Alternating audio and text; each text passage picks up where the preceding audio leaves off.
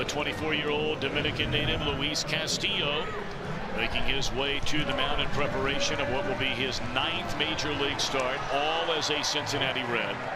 And here's a lineup under Mike Matheny. He'll be facing for the Cardinals, presented by Menards. Carpenter to lead things off. Pham in center. DeYoung at short. Jerko in the lineup down at third. That's cleanup. Molina catching with Jose Martinez in left. Piscotty in right. Colton Wong, the second baseman. 9-game winner Lance Lynn on the mound. And Cowboy, I know you've been very impressed with Luis Castillo. I look forward to watching him pitch. And it's not that anybody else you're not looking forward to, but this kid competes. He competes within the strike zone, and he's just got that slow burn about him. I enjoy watching him take the mound. All right, here we go. Matt Carpenter's a guy who, you know, more times than not is going to make you work. It is a fastball in there at 97 miles per hour. Strike one, and we're underway. Lance Barrett, the home plate umpire.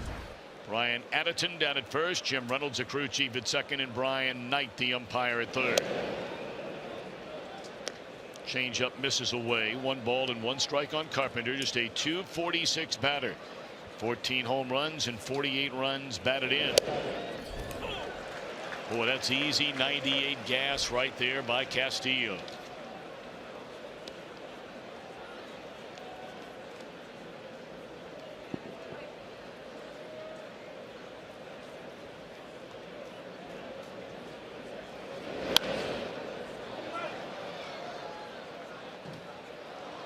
I think that's part of the reason when you say easy gas time, it doesn't look like the ball's coming out of his hand at 98, but yet it doesn't look like the ball is 10 miles an hour slower when he throws his changeup either.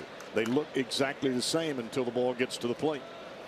Oh, that's good. Oh, that hurt. 98 miles per hour right in the back.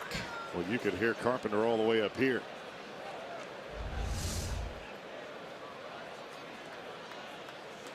More like in a rib cage. Knock the breath out of him. I mean, he's still hurt. He has not even arrived to the first base bag yet.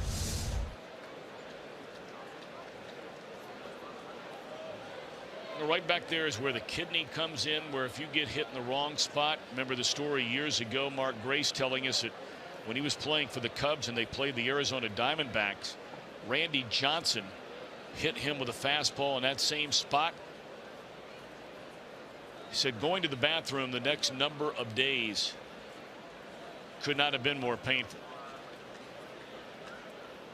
I mean, even getting hit in the ribs there, that's one of those marks that you look at it tomorrow and it's still got the seam marks of the baseball along the edges.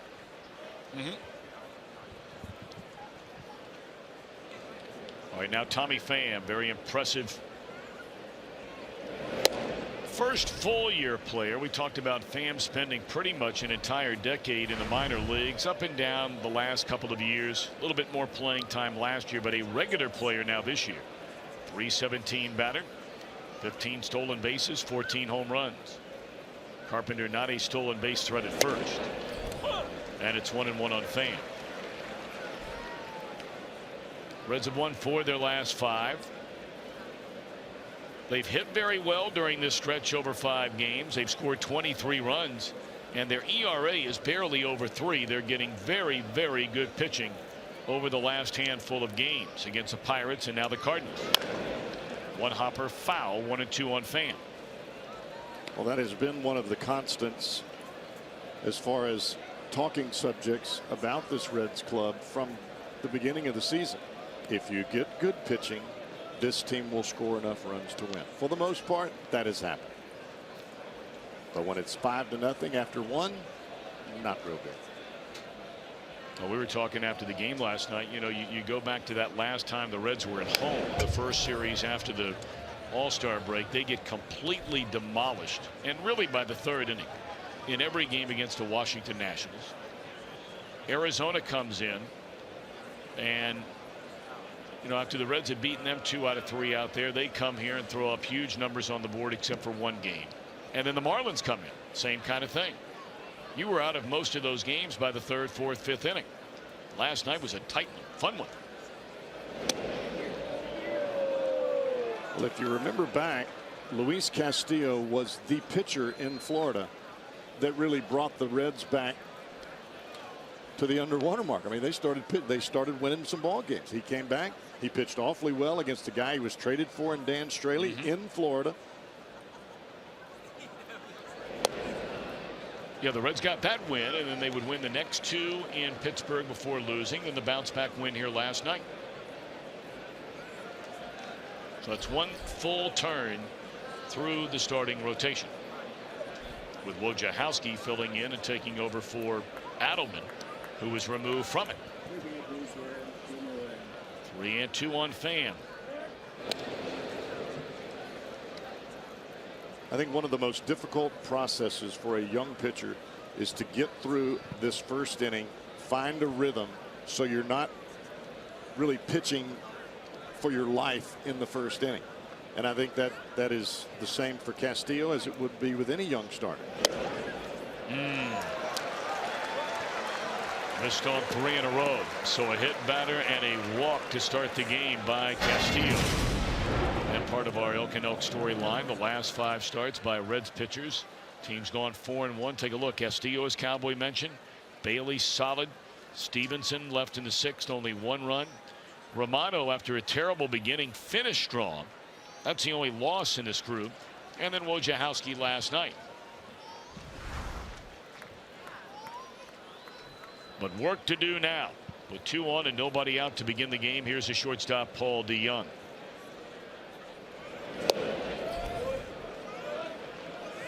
The reason I say it's difficult early for a young pitcher, if you're a veteran guy, you know how to fix yourself and make the adjustment.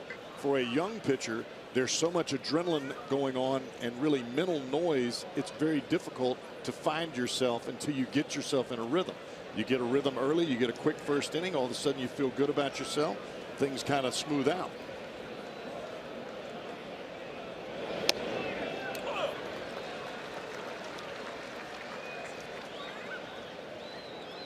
Pretty nice pitch right there. 1-0 changeup on that inside corner. Good confidence by the youngster Castillo, and you think that's his money pitch along with that blazing fastball.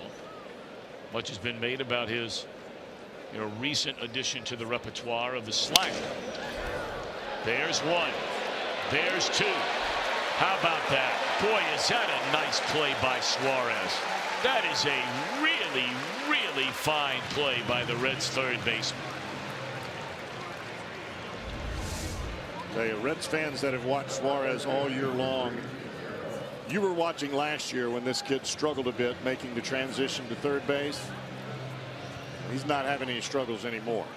He's catching every ball, making heads up plays, seems to have a great idea about what to do with the ball before it's hit to him. How about that? You go first and second and nobody out to a runner at first and 2. I don't know the last time I've seen that. That's rare. A 5-4 double play. That's not a line drive. Well, Jim Day was talking about Billy Hamilton and his defensive prowess with his arm, not with his legs. You look at this Reds club overall, they play great defense. Yes, they do. They catch the ball. They know where to throw the ball. They understand the defensive process of the game. There are 3 things that can make a bad season look horrific. Terrible starting pitching, terrible defense, and terrible base running. The Reds have only had one of those 3 things, because defensively and base running wise, they've been really, really good. Starting pitching, not so much. 0-2 on Jed Jerko.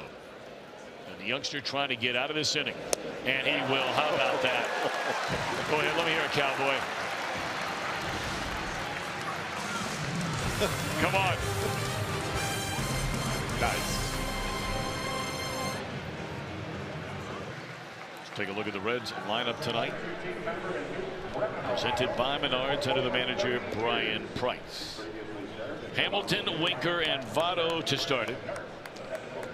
Followed by Duvall, Jeanette, and Suarez. Mesoraco back in the lineup tonight. Peraza at short, Castillo on the mound, and starting it for St. Louis. Turned 30 years old back on May the 12th. Still makes his home in Indiana. Grew up in Brownsburg, Indiana, as Lance Lynn.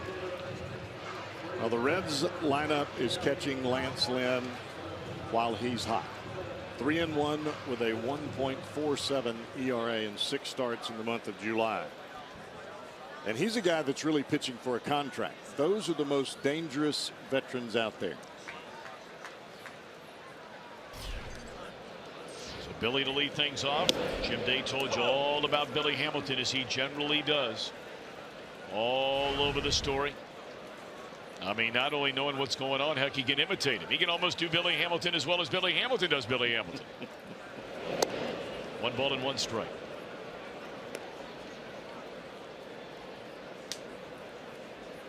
Batting average at .254, but 300 plus, as Jim mentioned before the game, since the break. Has 44 stolen bases. Looks that one right into the middle strike. How about the repertoire of Lance Lynn? A lot of fastballs. You're going to see sliders usually the second time around or when he gets in trouble. But for the most part with Lance Lynn, he's going to hit all 4 quadrants of the strike zone with the number 1.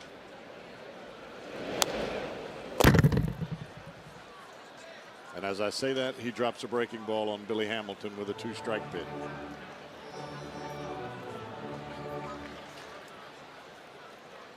And this guy's had so many just outstanding years for the Cardinals since becoming a part of their regular rotation in 2012. Won 18 games that first full year in the big leagues.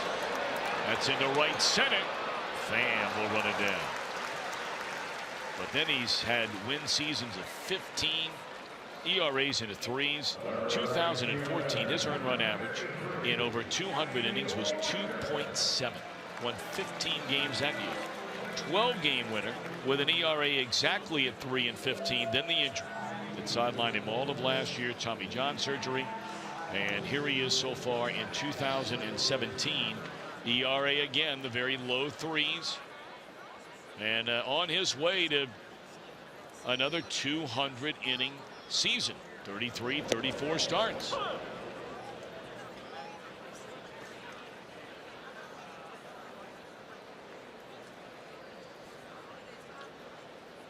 And boy, has this guy been good against the Reds. You saw those career numbers, but in his last 8 starts against Cincinnati, he's pitched into the 7th inning on average in those 8 starts, with an earned run average at 1.7.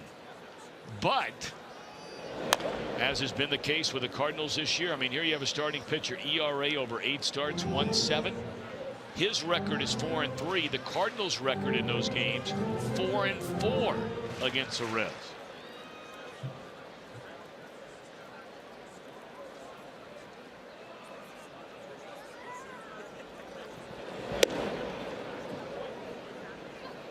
See Winker with a count of 2 balls and 2 strikes. You look at the radar gun, and most of the pitches that you see in the early part of the ball game from Lynn, 88, 89, don't let that fool you. He's got some giddy up to that fastball, and he'll use it when he has to. Good fastball there, great location. That takes care of Winker. So the first 2 gone. Look at the Cardinals on defense, presented by Ford. Martinez gets a start out in left field tonight. No Grichuk. Jerko starts down at 3rd. Last night we saw Greg Garcia and their regular all-star catcher Yadier Molina back in the lineup behind the plate. Now Joey. That batting average dipped right after the all-star break under 300. Now he's knocking on the door at 310. 27 home runs, 74 knocked in for Votto. On base percentage up to .430. That's nearly as high as it's been all year long. He had 2 hits last night, a double, a single, drove in a pair. Yeah, you look at 10, 11, 12 games after the All-Star break, things were a little bit slow. Well, he made up for that in a hurry. High drive into right field, and 1-0 Cincinnati.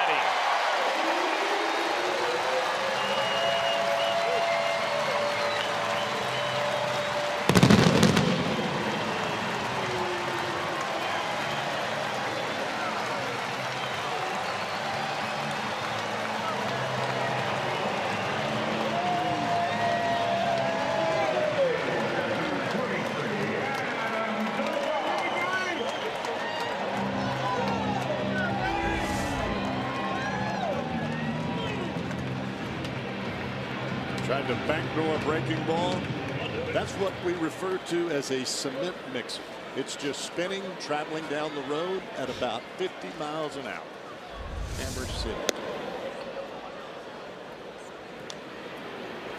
Well, I don't know. Some of your buddies down there in Mississippi, I think, don't they own a concrete trucking company? I've seen those guys on the highway doing 85, 90 in those bad boys.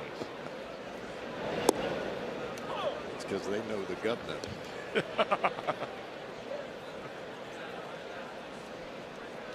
They're tight with Haley Barber down there. Haley's not there anymore. No, I know he's not, but he's still big. He's still big.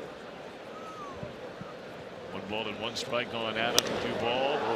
Left it into center field. Hit pretty well. Fan warning, track wall. And is that off the top of the wall? Looked like he made contact, and nobody at second base. How about that? I mean, Fan threw the ball right on the bag, and nobody's there. And Duvall goes all the way to third.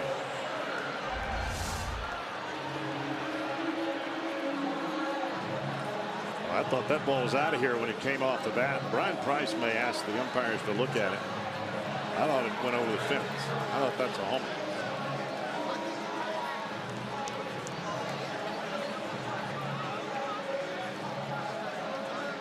Nope. Maybe not. I thought so too. Didn't we see that last night where it hit right on the yellow line and bounced back in? That seemed to be, that was a catchable ball. Now, I know it's right on the fence. It would have taken a great play, but it was a catchable ball. See, this is one of those Cowboys, although we were surprised on a couple of calls last night that they looked at. Let's see from a different angle. No, that's top of the wall. Unless, again, there's something back behind it that we don't see. It's a tough angle, but one that should be reviewed.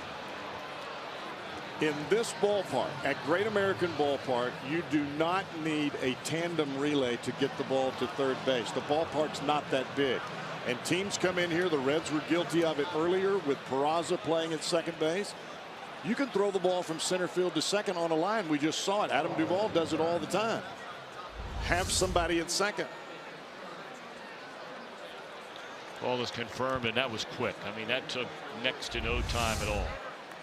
So Duvall stands at third, and now Scooter. It's where Jeanette has been at his best this year. I mean, when you have the amount of playing time that he has had most of this year until recently, and to have 60 runs batted in, when you have guys on base, you're doing a lot of hitting and a lot of run producing. He has a runner at third with 2 outs. Well, you talked about the Reds base running earlier. That was a great piece of base running by Duvall, recognizing nobody at second.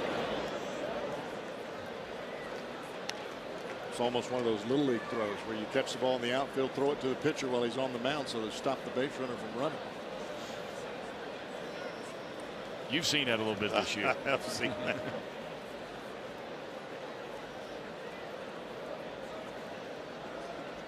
Runner at third. Reds lead 1-0. And Jeanette, a 2-0 pitch off to the third base side out of play.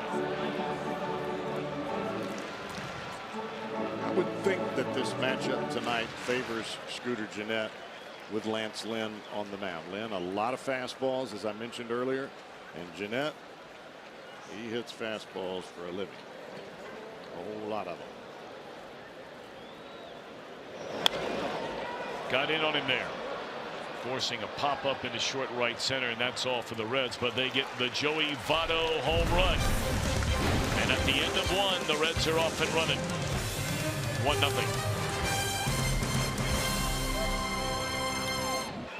Take a look at the Reds on defense. 1-0 Cincinnati in front at the end of 1.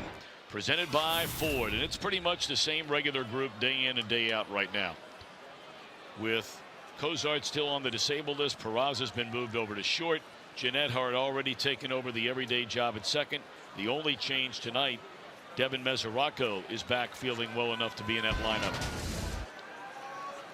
It's just been a string of injuries, seemingly nonstop for Mesoraco. His most recent start was last Saturday in Miami, and he had that sore left knee. He had only appeared in one of the last 5 games, and that was as a pinch hitter on Thursday night. 2-0 to Molina. 3-0.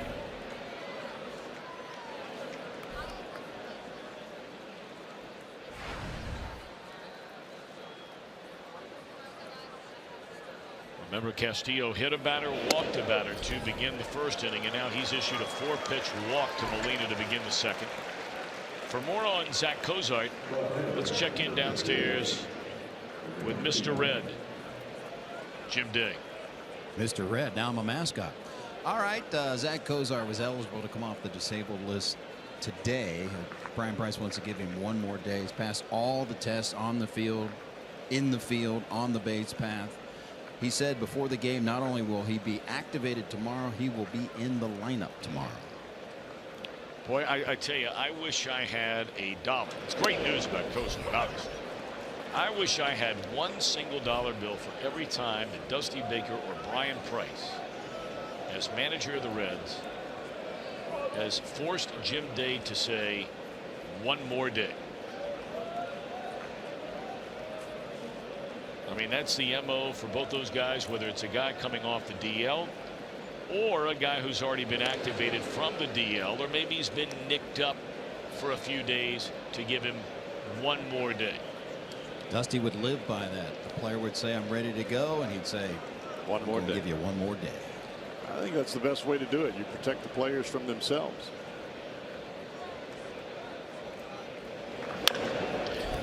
Now here's a guy that's not up there to take a walk. That would be Jose Martinez. He does like to swing. What's incredible is he has 5 walks in his last 3 ball games. Yeah.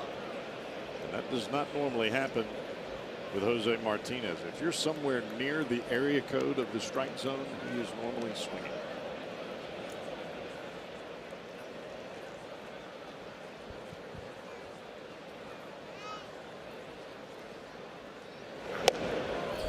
He's not going to swing at that. We saw Martinez, draw a walk. That was in that 7th inning when Wandy Peralta did not throw anything near the strike zone to him.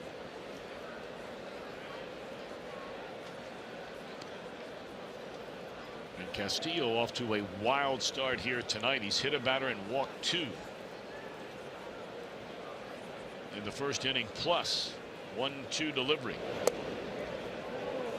I think when you watch Castillo as he comes to the plate, I know this is an emphasis for pitching coach Mac Jenkins with Castillo, that front shoulder has got to drive to the plate. If it opens too soon, the ball is not only are you going to get to the side of the ball, but you're going to get under it. And that's what we're seeing right now with Castillo.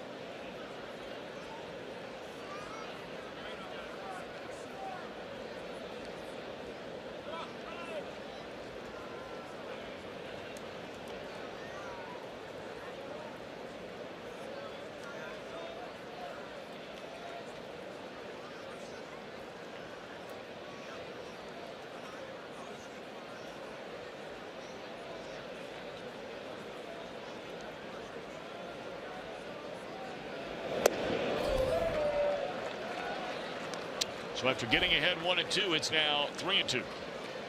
When that front shoulder leaves early, you're either going to pull the ball as a right-hander. You're going to pull the ball into the left-handed hitter's batter's box, or you're going to miss arm side, as we're seeing now. It's hard to get the ball to the plate. But as a pitcher, it's your job to feel that early. You've got to be the one that makes that adjustment. Bouncing ball. Votto will look. No play on Molina there. He'll take the out at first base. I mean, that's ball 4. That ball's neck high up and would not have been a strike. And when we made the comment last night and again tonight about this guy's not up there to walk, that's not to suggest that if you don't throw him strikes that he won't take a walk. He's proven that, as you gave some of those numbers and we showed you there a minute ago. But he likes swinging that bat. He wants to swing it. That's a long stride, isn't it? Big kid.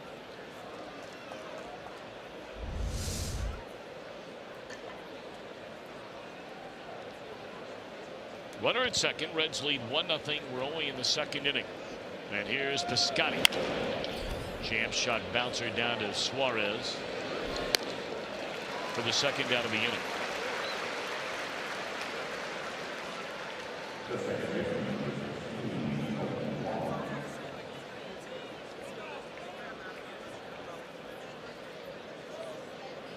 We see so many pitchers now that look like they're throwing out of the stretch when they're really throwing out of the windup, as the Reds will intentionally walk Colton Wong here.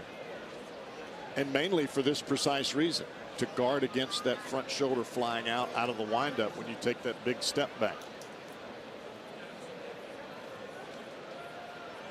Lance Lynn is 3 for 38 as a pinch hitter. You know, that's one of the interesting decisions, and we've talked about it many times on the air, how, you know, managers look at this sort of situation this early in the game from many different points of view. Much like personalities are different, so too is managing in the kind of situation we see here in this inning. Runner at second base, you're only in the second inning, number 8 hole hitter coming up. Some managers, they're not even going to take a chance. Put the guy on, get the pitcher out, let's move forward.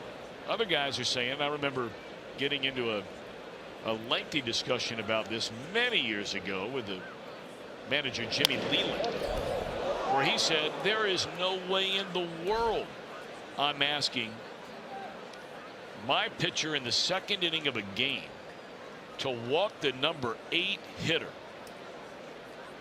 He said if we can't get the number 8 hitter out, we're probably not going to win the game. That's his feeling on it.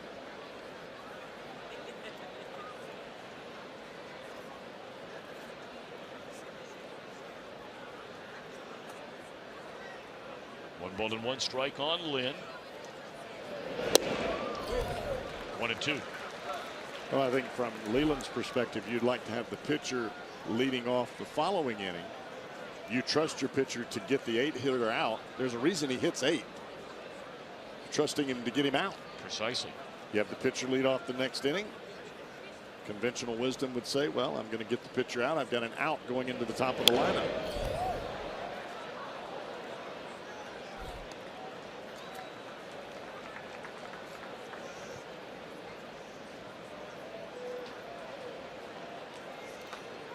Cubbies won earlier today. They beat the Washington Nationals 7-4. Cubs went into play a half game better than Milwaukee for the top spot in the National League Central Division. These Cardinals, unbelievably, are still only 4.5 games out of first. And who knows? Maybe the Cardinals catch fire, and you know, we see them in September, and you're looking at a team that's right there. We've seen that in the past, but to watch a team that's only 4.5 games out of first, it doesn't feel anything close to that. Just being in and around this Cardinal team, or down in their clubhouse, or watching them play on the field. Tell you what, Lynn's making it work.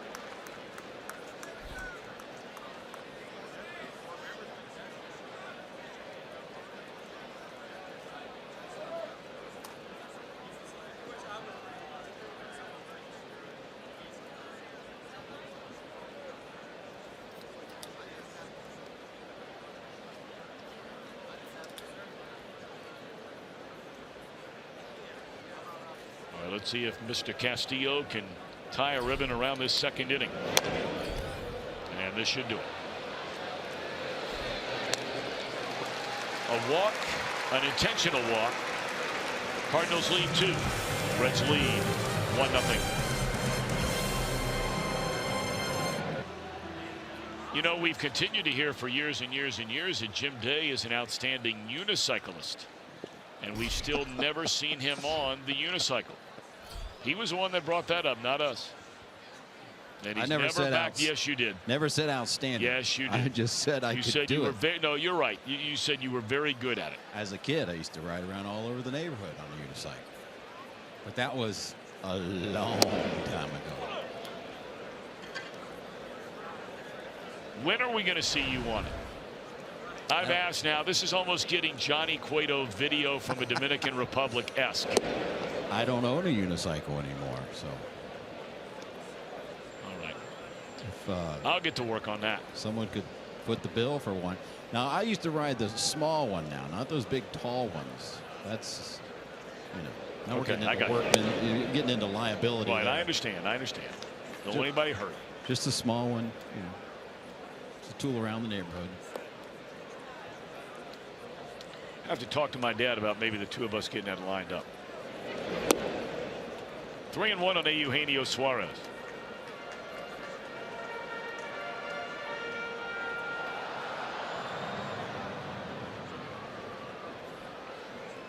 See what Suarez has done the last 5 games.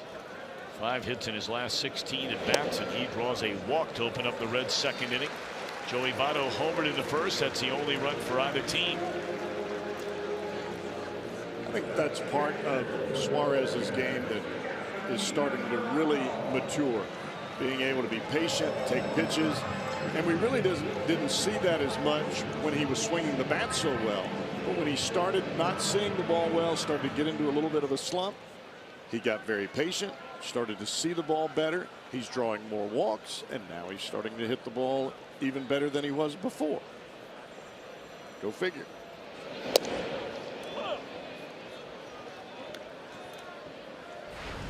Well, only 6 players in the National League see more pitches per at bat than Eugenio Suarez. He's at 4.21. That may not sound like a ton, but hey, if that's 6th most, that's a ton.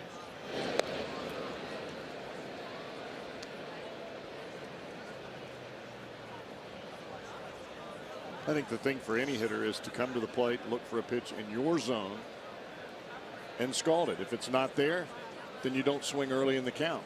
There are a lot of guys that go to the plate. If it's in the area code of the plate, they swing.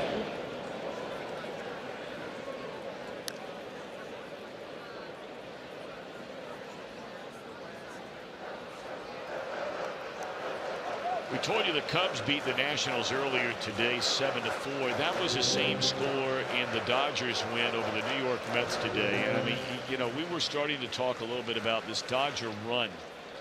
If you can imagine this, the Dodgers became today the 3rd team ever, and that's EVER, ever, to win 43 out of 50 games. They are 43-7 in their last 50. And you want to know how far you got to go back to find the 2 other teams that did it? The 1906 Chicago Cubs, when they dominated Major League Baseball, and the 1912 New York Giants. So you can talk about all those Yankees teams, Murderers Row, DiMaggio, Ruth, all of them. You can talk about the Big Red Machine. You can talk about the modern day Yankees, you know, going back to the early part of or the late 1990s, early 2000. Runner goes, runner will be thrown out by 10 feet. Well, that would be hard to imagine. That's a hit and run on a 1-2 pitch. No, I think Mesrocco just swung at a slider over his head.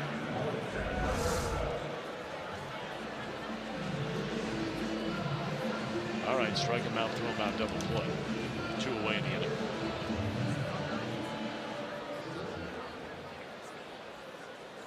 But anyway, just to give you an idea, all of those teams never went through a stretch where they won 43 of 50.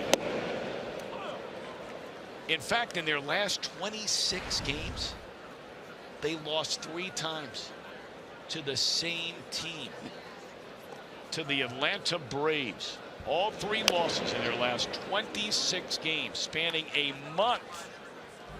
That's incredible, isn't it? It is an incredible feat. But when we close out 2017, you're right. The only thing that's going to matter in Los Angeles is, did you win the World Series? That's exactly right. Because if you didn't, we forgot all your names. And it's something that a Dodger franchise, with all their money, all their incredible history and success, the Dodgers have not won the World Series since Kirk Gibson hit that home run in Game 1 off Dennis Eckersley at Dodger Stadium off the Dodger bench in 1988. It's the last time the Dodgers took home the world title. 1-2 on Jose Peraza.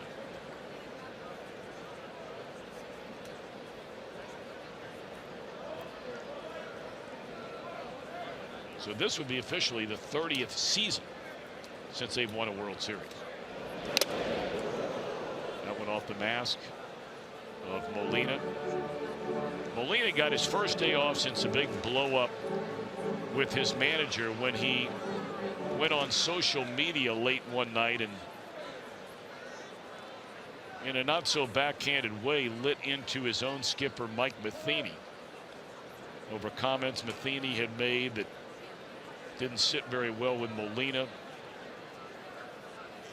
And they said that the game before they played here last night, when Molina got his first day off since that blow up, that the game on Thursday in Milwaukee, that he must have been hit with a dozen of those foul balls in that game.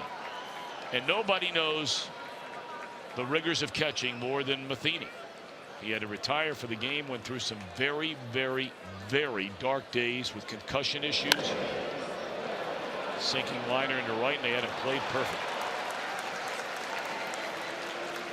End of 2, 1-0 Reds.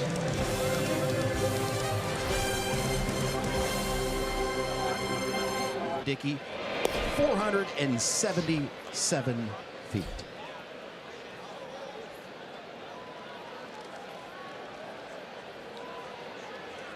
It's a long way. Of course, for Giancarlo, that's ho-hum. Well, when you're hitting a knuckleball, you're creating your own power. You're not really using the speed of the pitcher. It's one of those guys, when you look at Aaron Judge or Giancarlo Stanton, you think, all right, I'd like to see the straight connection on a Chapman fastball with their best swing and just see how far it would go.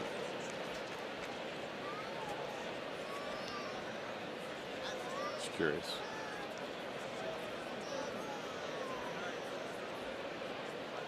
It would go a long way. Well, you would think. You would think. I mean, maybe you hit a line drive. You know how that goes sometimes. You don't have maybe the right plane on it. I want that perfect launch angle. Yep. With the perfect velocity. And pow. Boom.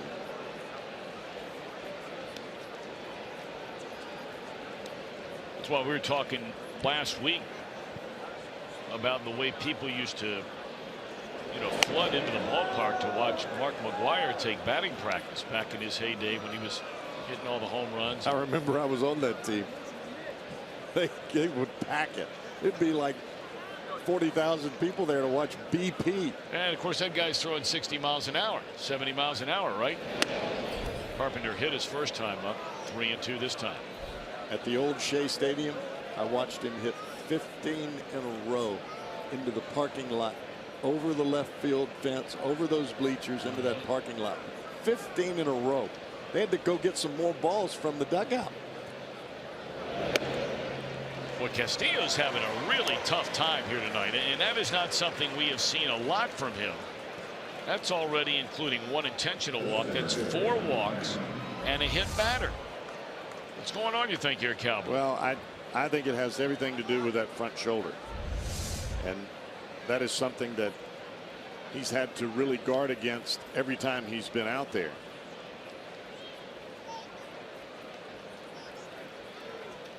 But it looks like he's really bringing it out early and not on top of the ball. He was on top of that pitch there. You can see him starting to get a little frustrated. He snapped that ball back from Mesoraco. But when your fingers start to get towards third base and you're getting to the side of the baseball, you're going to cut under it or you're going to get around it, and you're not going to drive the ball down in the strike zone.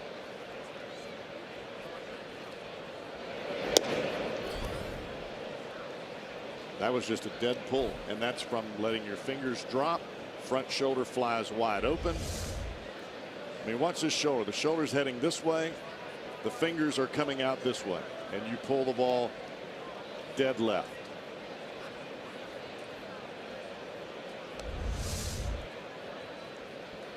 One ball and 1 strike on Pham. He drew a walk his first time up, fouls that one away. Now 1-2 on Tommy Pham.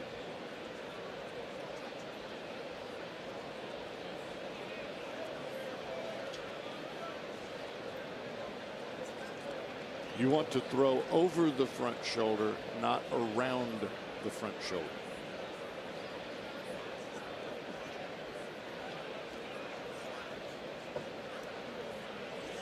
The ball and 2 strikes on Pham. Runner at first, cover. And a slow bouncer. They won't get 2. But they'll get the lead running. And that's the first out in the inning. Tell you though, it gives you an idea about potentially how special this young man has a chance to be. How many young Red starters have we seen last year and this year? And there have been a pile of them in a ton of games that, had they walked 4 of the first 10 batters they faced in a game, it would be 5 or 6 to 1 Cardinals right now. And it's not just the stuff. There are other guys on the staff and guys that have been sent down to AAA that have the same type of velocity that Castillo possesses. But we're talking about internal makeup. We're talking about the belly, the heart, and the head, and just the refusal to give in. This kid's not going to give in. He's just not going to do it. He's not made that way. And that's what gives you the hope of the ace type starter, because those are the guys, they never give in. They're going to fight until you cut their necks. Nice ball is stung into left center field, and the Cardinals have a lead 2-1. DeYoung, his 15th home run on a 1-0 pitch.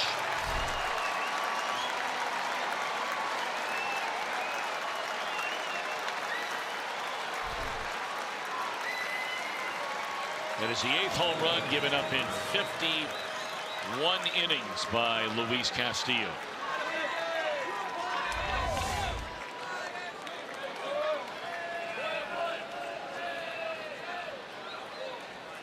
Tries to get the fastball in, and as we saw on a previous pitch, he pulled the ball into the left-handed hitter's batter's box. That one he pulled right over the heart of the plate. That is the first home run allowed by a Reds pitcher since Ozuna in the 9th inning last Sunday homered off Raisel Iglesias. So the Reds had gone their entire staff 37 innings, 4 games and a couple of innings consecutively without surrendering a single home run. And sometimes that big swing of the bat brings you right back into reality. And hopefully that will give Luis Castillo a bit of tunnel vision and get him back in the right frame of mind. Liner into left field. It'll be caught by Duvall. 2 out. Coming up later, we'll have our Miller Time moment. As always, presented by Miller Lite.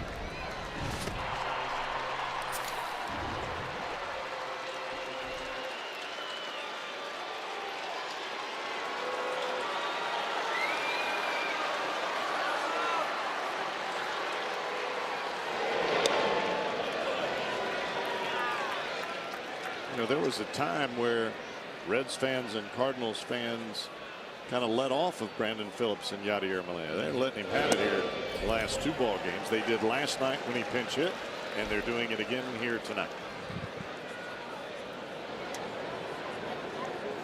0-2 on Molina.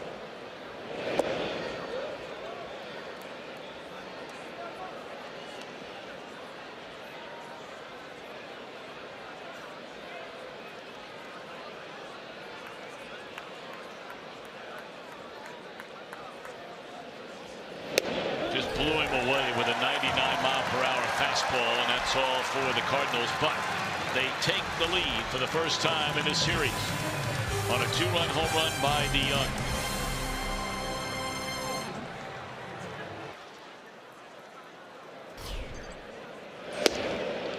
I think that's the spot. We sit on level 3, and that is the only skybox in the ballpark on level 3. It's about 3 doors down from where we are. Pretty good view from over there. Yeah, and I think we have the best seat in the house, so that might be second best. Yeah, I like my seat right now. Yeah, good seat.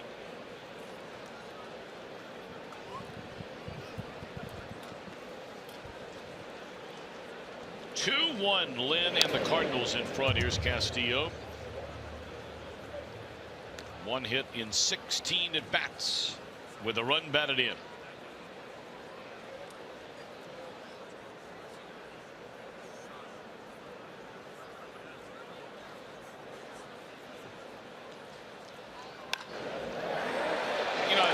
To say, and naturally, you say that as a right fielder had an idea about throwing to first. That wasn't going to happen. that he may not be a good hitter. I have no idea. We've only seen him for 17 at bats, but he looks like he thinks he's a good hitter. Not so much on that swing. What I will tell you is he's not scared of the ball. Right. And I don't care what those pitchers say. When they square around the bunt and they're falling back towards the third base dugout and they jab at it, they're scared of the ball. They can say all they want. You're showing me that you are. He's not scared of the ball. You know what? I think you just hit the nail right on the head. You just tell by the way he's standing at the plate that he's going to give it a go. It's just in his nature. Talked about it earlier. It's not just on the mound. It's just the way the kid carries himself. And you watch the way that he walks, the way he's not a big talker. Just does it. No, but the thing you like about him, and you know, Cowboy, you and I have both had a tremendous blessing of being around this game for a long time. You as a player and a broadcaster, and you know, me announcing and growing up around it. A lot of times, especially for the Latin-born player, but even some American-born players, when they first come to the major leagues, you know, it can be very overwhelming. You're around people you've never seen before. You know, we didn't see a lot of Castillo in spring training. And you're all of a sudden surrounded by a bunch of people you don't know. You're not sure who you trust. It's easy to kind of look down when you're walking past people and look by them or look around them and never look them in the eye. Castillo, since day one's the kind of guy, you get anywhere near him, he's looking you right in the eye. You know, slight smile, will always nod his head, say hello. You can tell he's a confident, together kid. That's what I think. And that's what he's shown so far.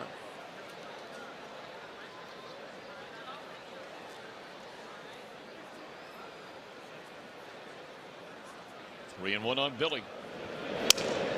Broken bat and a full count.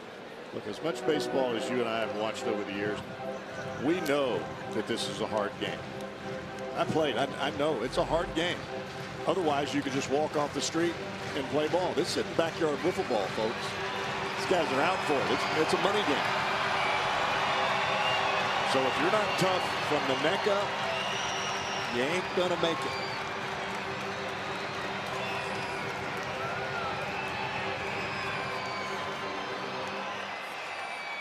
Or there have been a lot of guys that might make it. You're not going to stay. BS. I'm not going to say a lot. That's not the right word. There might be some that make it. But you're right. You're not going to stay. That's off the fanny of Lynn.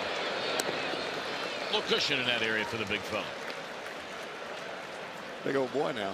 There's no question. He's a big, strong dude. Look, I'll take one off the backside if I can get you out. Especially a guy like Billy Hamilton.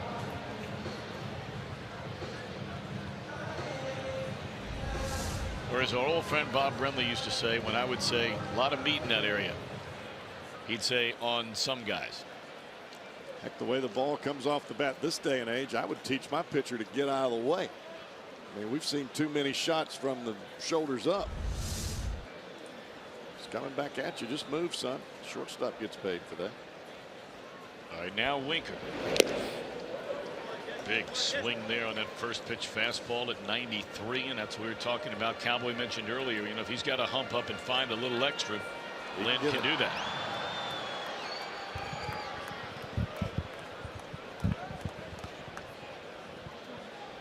Winker struck out looking his first time. 2 away, and the runner moves on to third base. You think there's any way in the world they're pitching to Votto here? I wouldn't. And they're not either. Nope, they're not.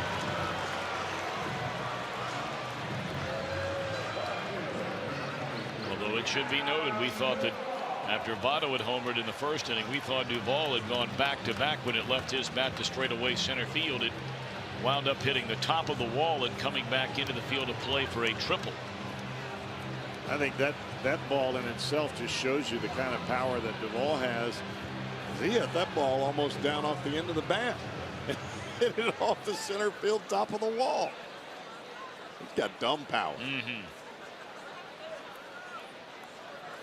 Yeah, he is that old term you used to hear a lot, country strong. He is just one strong guy. The other guy who fits that bill for the Reds is Blake Wood. And here's Fox vision right off the top of the wall and back into the field of play. Dead central.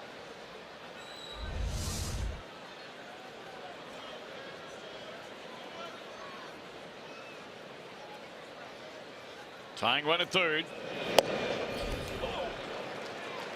How about that? Talk about finding a little extra. That one was at 96 miles per hour.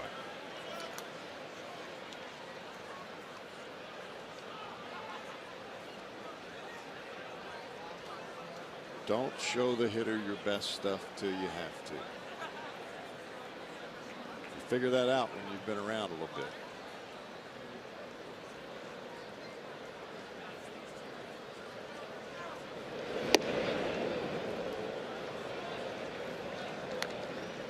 It's kind of like when you pull over in that left lane to pass, you ease down on that right foot.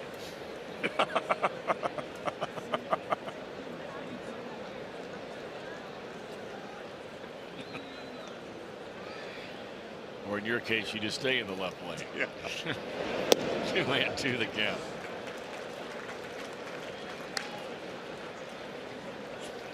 He's down on that left foot. Right foot. I mean right foot. I didn't know that word was in your vocabulary. I thought that would have been replaced by slam down that right foot. 2-2 the count. Oh boy, he might have gotten this one. This is to right. Said no, he didn't. Nope, thought it left the bat a little better than it did. I did too. Wow. All right. Fool me once, as they say. Reds strand 2. They're down a run.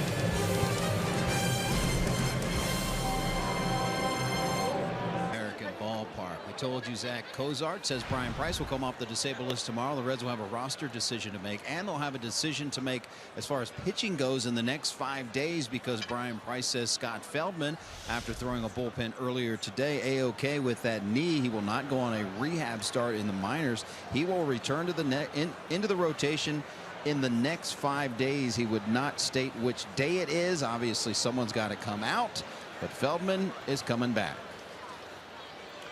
And Jim Day, not an off day in sight. You know, we talked earlier how the Reds, because of that makeup game they had last Monday, first pitch line drive right at Winker off the bat of Martinez, one away to begin the 4th inning. Cardinals leading 2-1.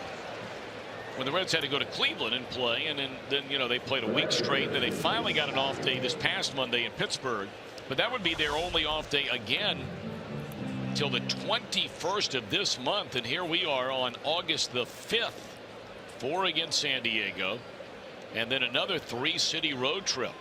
3 in Milwaukee, 3 straight night games, a day game in Chicago, and then we'll get a look at that brand new field down in Atlanta for the first time. Reds are in a stretch where they are playing 37 games over a 38-day stretch.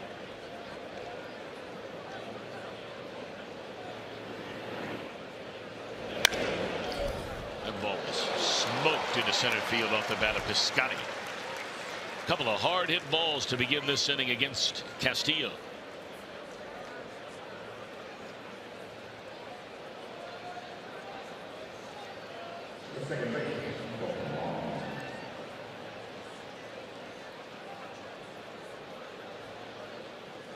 Reds scored on a Votto home run in the first inning, if you're just tuning in, and the Cardinals got a 2-run home run from their shortstop Paul DeYoung in the 3rd.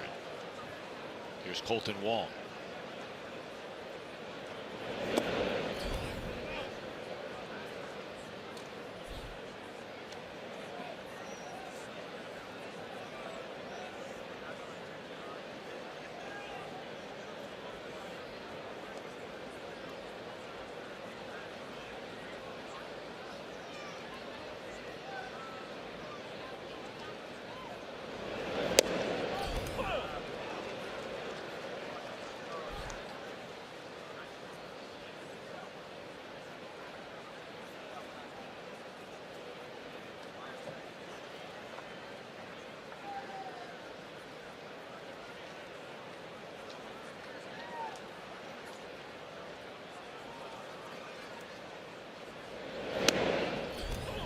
1-2. It's a big out right here for young Luis Castillo. I'd like to see him get a quicker inning right now, because that first 3 innings, that was a bear. A lot of pitches early.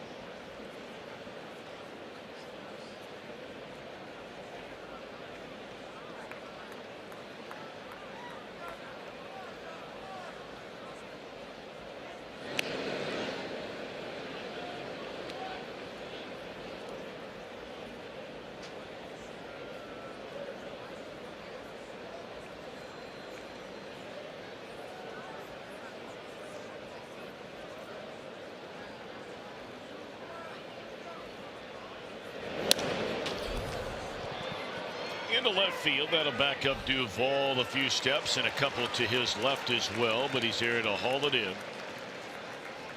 Slowly but surely, you're starting to see Castillo drive the ball back down into the bottom of the strike zone. The pitch to Martinez was a good delivery, but yet the ball was up a little bit and hit hard. This ball here, it's an awfully good pitch. Down and away. Left-handed hitter Wong hit it right off the end of the bat.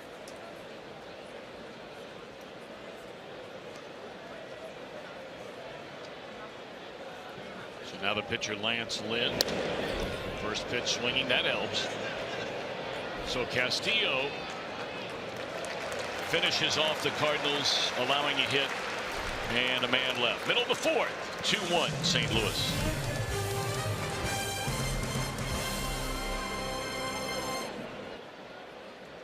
Just like home, Daddy, it's daylight all day long. That's exactly right.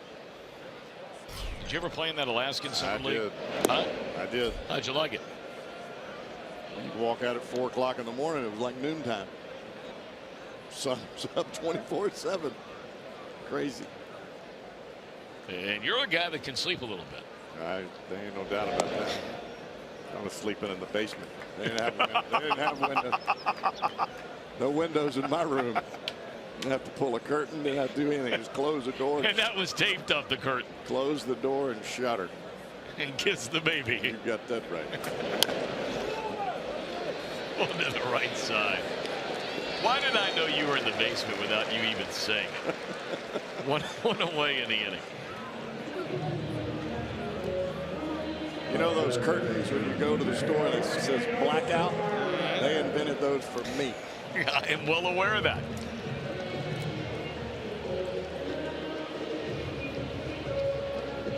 I can't remember who it was now, but there was somebody in baseball, and I'm pretty sure it was an announcer, and I cannot for the life of me remember who, but it was legendary. This guy would, gosh, I can't think of who it is, but they'd bring tape,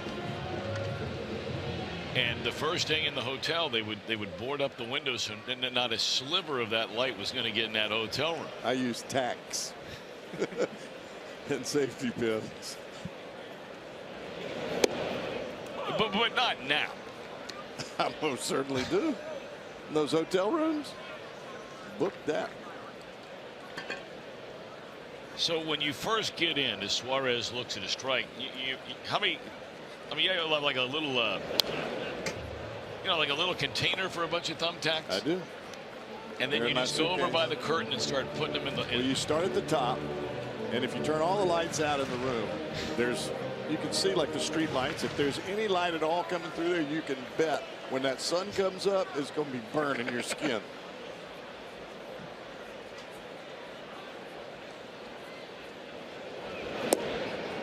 So you just take all the guesswork out of it. We're not even going to go down that road. Well, I go to the end of the curtain. There are some of the hotels that we stay in that have actually a Velcro on the end of the curtain. You know what I'm talking about. I check that first. If they've got that, I use that. If not, Tax City. Here's strike 3 to Suarez.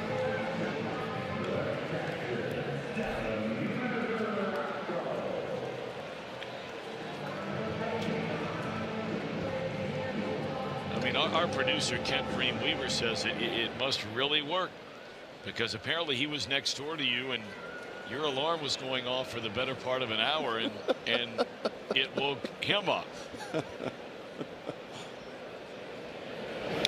Swing and a miss by Mesoraco. He was not staying next to me because I didn't have an alarm.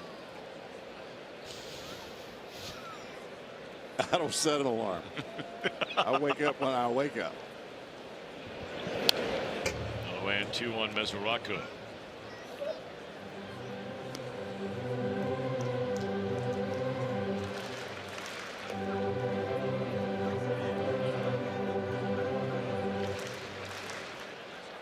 My alarm sounds like this.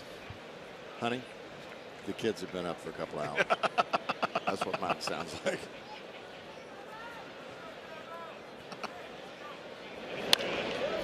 Here's a bouncing ball to the first baseman, and the Reds are gone in order. First time Lance Ryder's got his rest. Yes, indeed.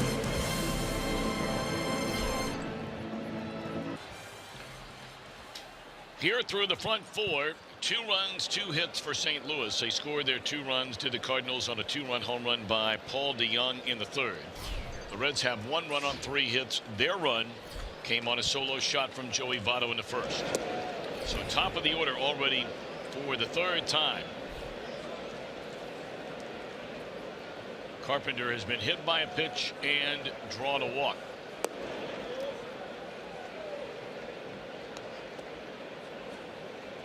Castillo has not had a 1-2-3 inning tonight. He has been un-Castillo-like with his lack of command, and here he falls behind 3-0 to begin the inning. He's walked 4, 1 intentionally. He's hit about it. But a 2-1 game in the 5th.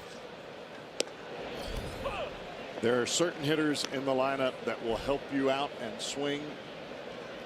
2-0, 3-1. This guy is looking for it right there, or he's going to do what he just did. 3rd straight time he's reached without having to swing the bat. 5 walks in this game now by Castillo.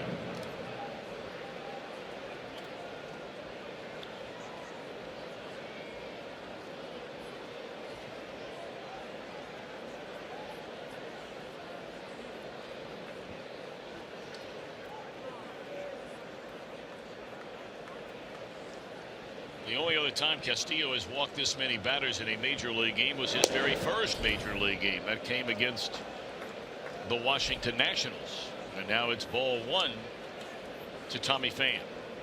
You could really sense this at the beginning of the ball game because Castillo was not working quickly, and you could see Mesoraco pointing to the first base side. The reason Mesoraco is pointing towards first base is not to remind him of the base runner, but it is to remind him that his shoulder's pulling out and stay over the top of that front shoulder.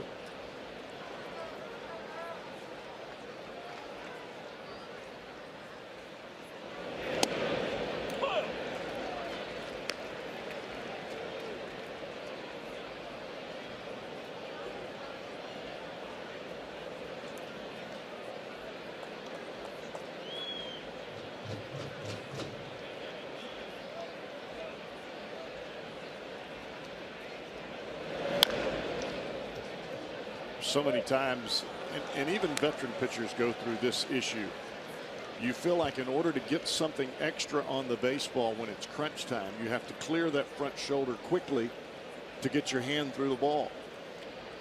It's not the case. You stay behind the front shoulder as long as possible. That allows you to drive the ball to the plate, and then you get further extension on the ball as you release it to the plate.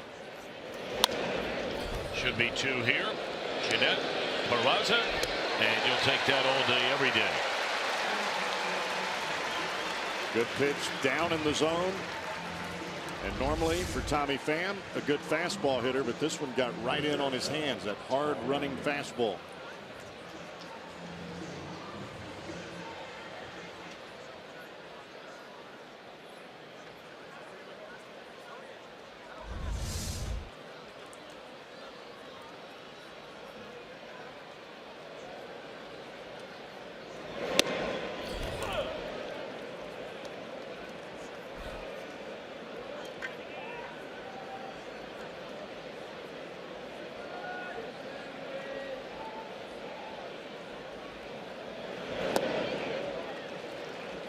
And now quickly ahead of DeYoung, who homered his last time up.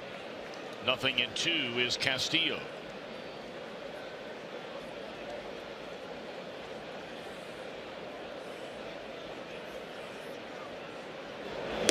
And that's good morning, good afternoon, and good night.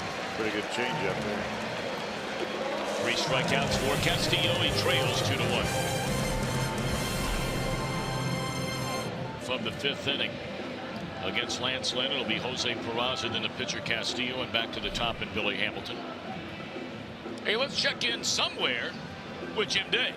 I made it out to the Kroger bleachers. You showed this picture earlier. We drove all the way from Alaska for our first Reds game.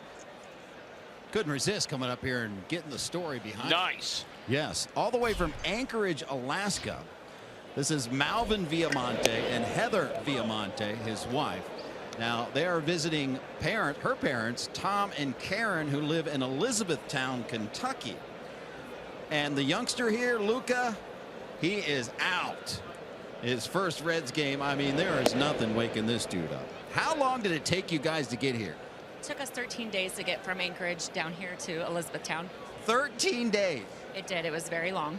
And you're on your way to Georgia, I understand, correct? And you just wanted to take him to his first baseball game. That's correct. Yes. we want it. Yeah. Is he going to remember this experience? We hope. We hope so. Yeah. Luca, my man, you're on TV. Yo. No chance. He is out.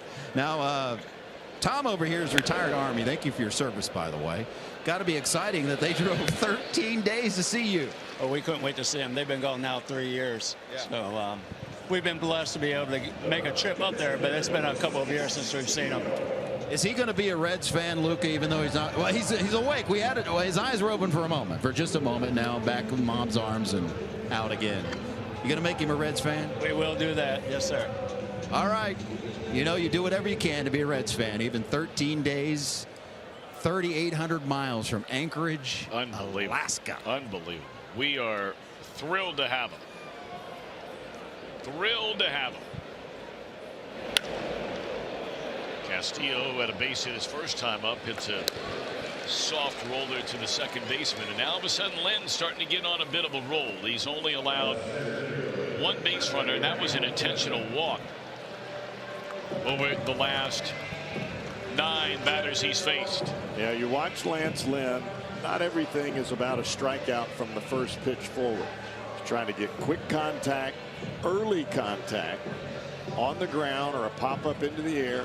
As we saw earlier, you get runners on base. He's going to dial it up in the mid-90s. Otherwise, sinker away, make you get yourself out and save his energy.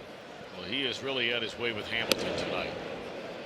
Got him on a soft fly ball to center, and then a little comebacker off his backside.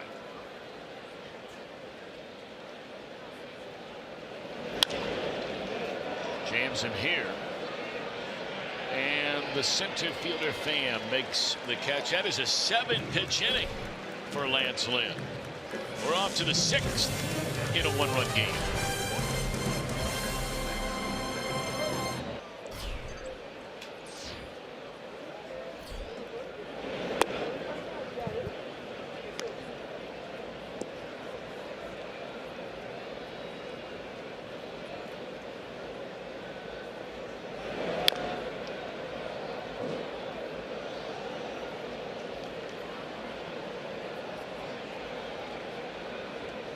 You got 4, 5, and 6 against Castillo at the 80-pitch mark as we open his 6th inning.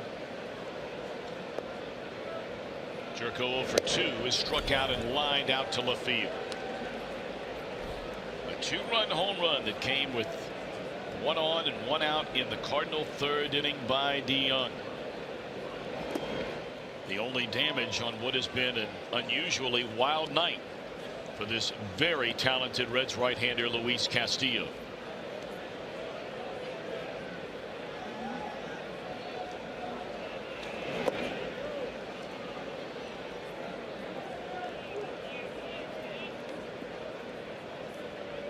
There are going to be nights as a starting pitcher where you take the mound and you don't have your best stuff. There are going to be other nights where you have great stuff, and then there are going to be a few nights where you have nothing, and you've got to figure out a way to change speeds within the strike zone. You can't just give up and say, well, I just don't have it tonight. And I think that's what we're seeing from Castillo here. He does not have his best stuff within the strike zone as far as command, but he's continued to battle.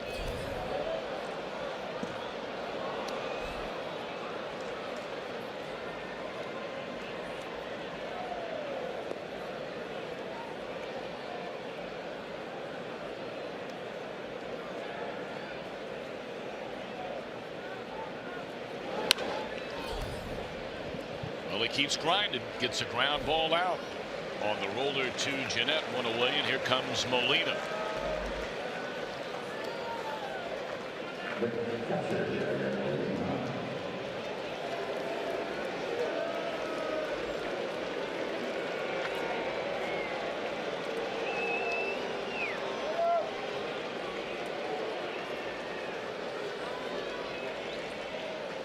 Saw Molina take some wild swings in that second at bat. His first time up, he walked, and the last time Castillo just blew him away, and this time he starts in first pitch changeup, strike in the knee.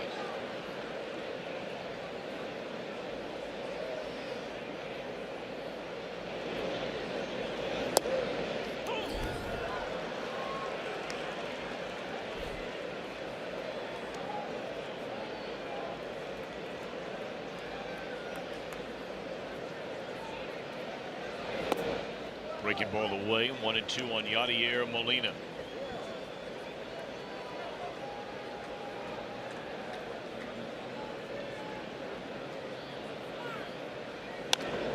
And again, push to the right side. That's easy for Scooter. 2 down. You know, while we have a moment, there's a gentleman here that has touched the lives of so many people in this town. I mean, I don't know if I've ever met a happier guy here in Cincinnati day in and day out than that gentleman right there in the Callaway hat. George Long here at the ballpark with his wife Debbie. He is in the an incredible battle right now for his life. And I know I'm speaking on behalf of so many around this city that he has come into their life in some form or fashion. And Debbie, George, thoughts and prayers are with you. He is one great guy. Great guy.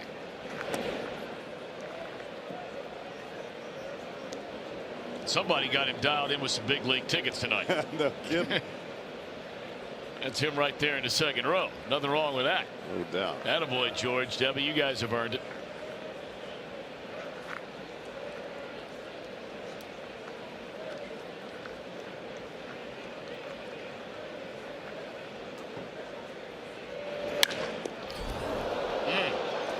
Castillo found it and gets he out at first base. Signaling safe was Martinez over there. And hopefully Castillo's all right. I'm wondering if the Cardinals, you know, Martinez is making a big deal like he's first over there. And you know, Votto moved that toe at the last second here. Boy, is that close. Votto did not initially have that toe on the bag. Oh, they're not going to challenge it. Okay. So the first perfect inning of the night for Luis Castillo. Big inning here for the Reds. They're down a run, last of the 6, but they have 2, 3, and 4 in the batting order. Winker, Votto, Duvall against Lynn, who's on quite a roll right now. Hard hit ball, but pretty slick play there to the glove side by Colton Wong. 1 out. Well, when Colton Wong caught that ball, it almost looked like a snow cone as he snagged it midair. This ball, you see a lot of the white of the baseball. Pretty good play.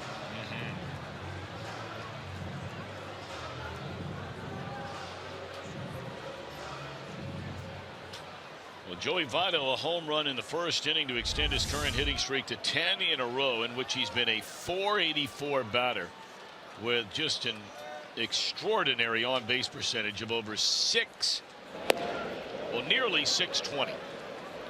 2 home runs, 6 batted in. He's walked 9 times. Look at those numbers.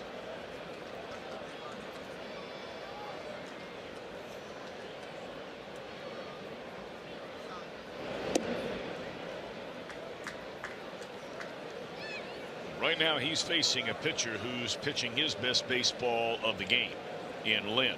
Since allowing a single to Castillo, leading off the 3rd inning, only 1 Red has reached base, and that was when they intentionally walked Votto in that 3rd inning.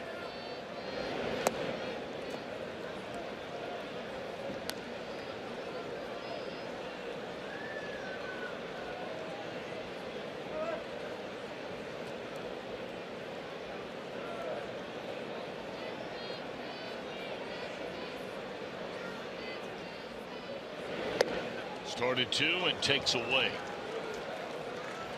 All right, 3-1 here.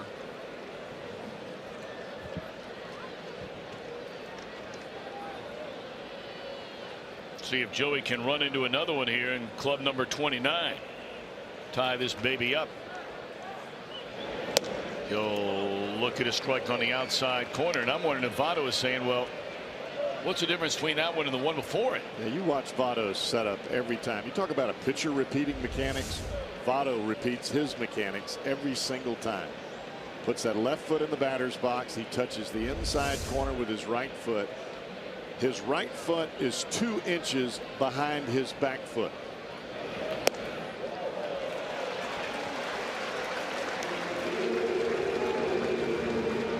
He's on base again. Red, it's a home run off that Toyota sign tonight. Deborah Ballinger from Covington, KY, wins at Tundra. Why not register for a chance to win it yourself? Stop by your Cincinnati and or Northern Kentucky Toyota dealer.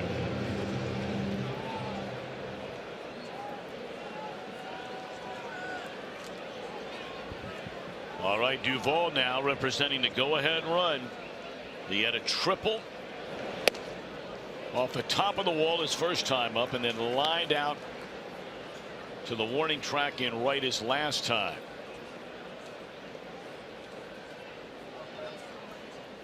Well, Duvall's used to stepping up there with runners on base. In 31 of his last 43 plate appearances, he has had at least 1 runner aboard. And of course, a lot of that lately has to do with Votto. And Billy Hamilton getting on base more frequently.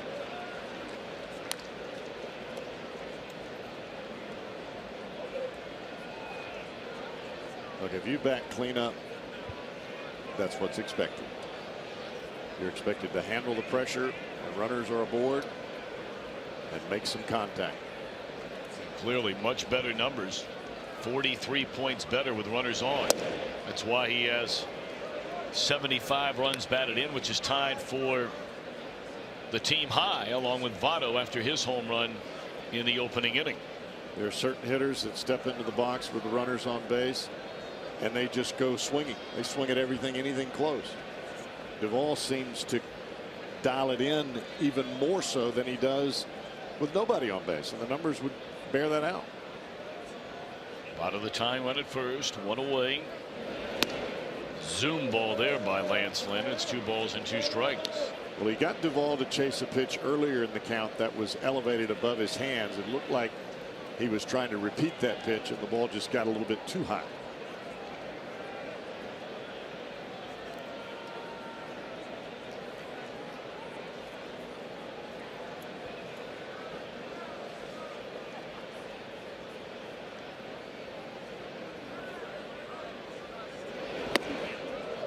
Try to do it again.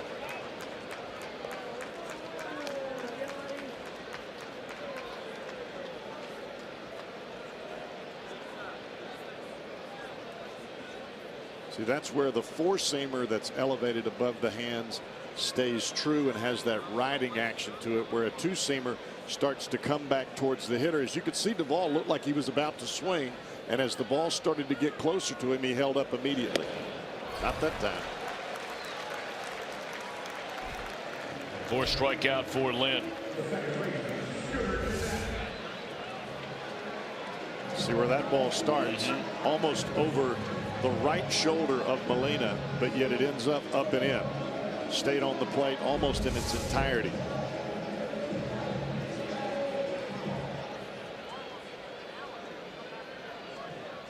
Reds have action in their bullpen.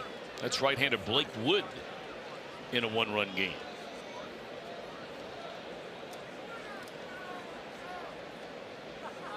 All right, here's Scooter Gennett. Hey, let's not forget now, the last time these Cardinals were in town, that historic night. You remember it. We remember it. When he clubbed 4 home runs in a single game.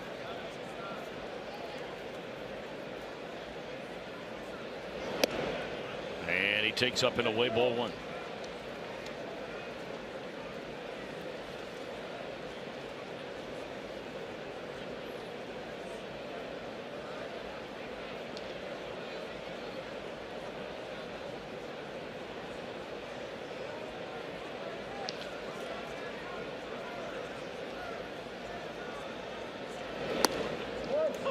Boy, I tell you, that's a call that the home plate umpire has given Lance Lynn. We saw the at-bat to Votto where one of those was called a strike that didn't look to be a strike, and this is borderline here too. That's right there, apparently good enough, according to Fox Tracks anyway.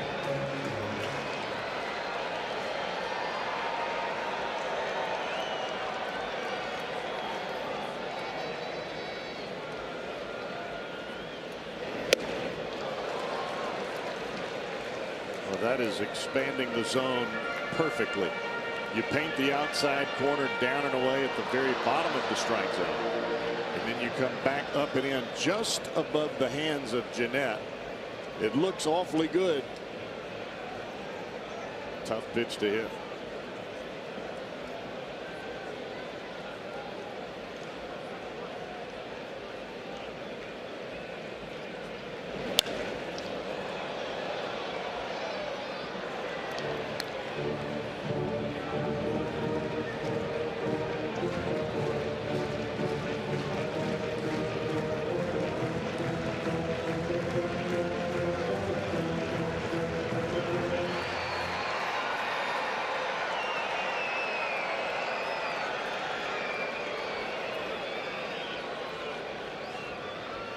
Everything has either been right on the outside corner down and away or up and in to Gennett in this at bat. Oh, try to come in a side gate. 80 miles per hour. Didn't miss by much. Just off the outside corner. There's David Bell. Pride of Moeller High School. 2-2 pitch. And did he go? No, he did not.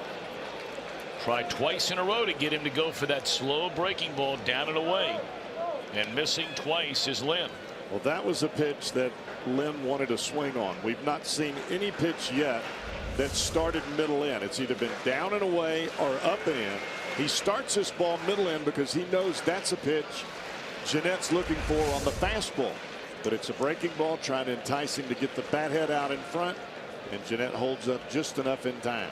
Okay, this is a big pitch right here. I know we're only in the 6th inning, so we have a ways to go. He's going to go back down and away, I believe.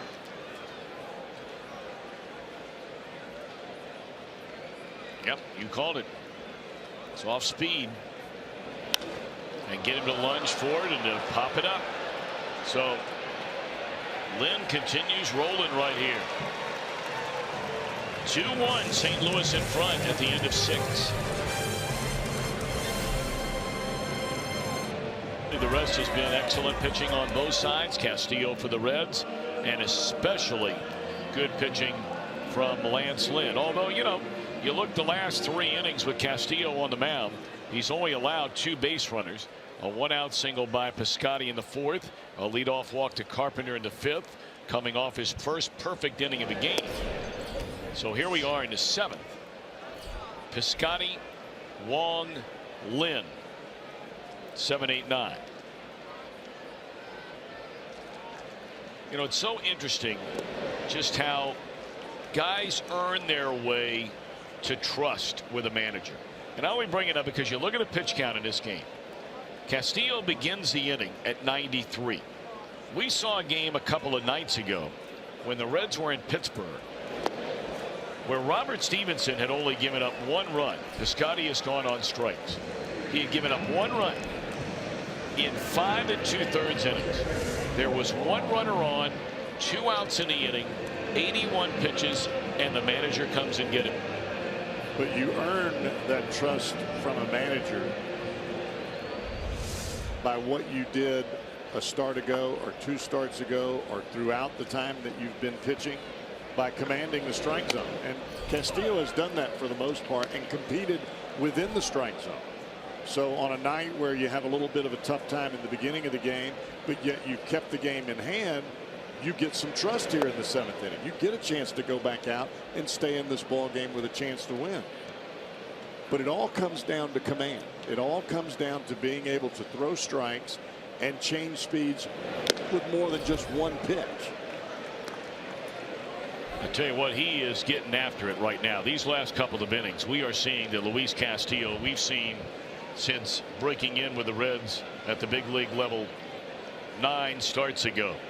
He is coming after people and still throwing 97.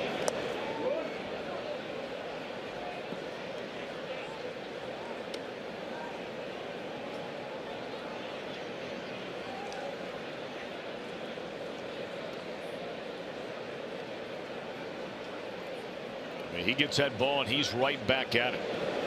Oh boy, that was 97 miles per hour.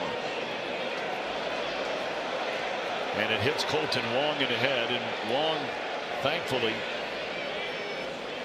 just pops right back up, and after a lengthy stare down at Castillo, will make his way to first base alongside the Cardinal trainer. Oh boy, that is scary.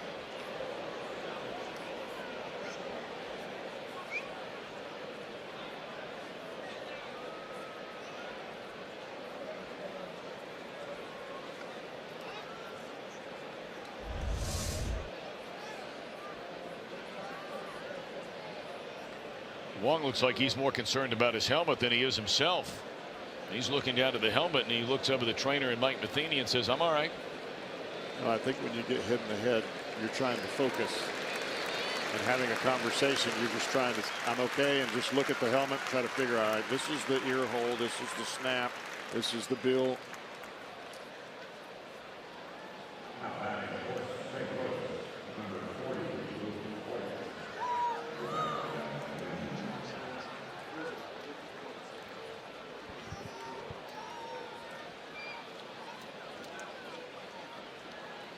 Saw Votto go over there and ask him if he's okay, and Wong says, "I'm all right." That's, boy, thank God for that.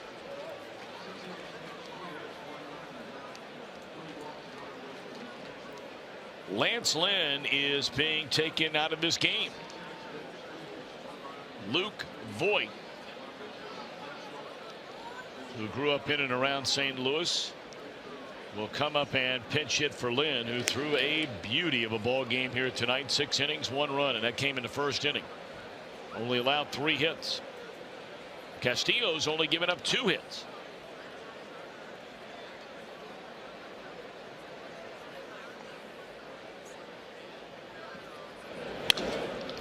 And a base hit by Voigt off the Cardinal bench, putting runners at first and second base.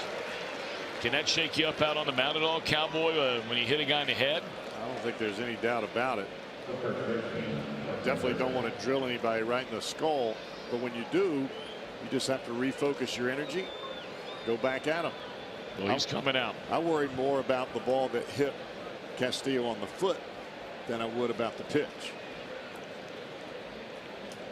Well, I'll tell you what, this young man has been some kind of impressive. 6 1/3 innings tonight so far, 2 runs. He only allows 3 hits. He was wild tonight, but he hung in there. Still fun to watch, even on a tough night. He hit 2 batters. He walked 5, 1 intentionally. And Kevin Shackelford rather than Blake Wood will come on from the bullpen. Our Skyline Chili call to the bullpen. We're back in a moment. Started out awfully tough. He did not quite have his command. Ball riding up and away from him, running way in. We didn't see the normal pitches down in the zone. But after the home run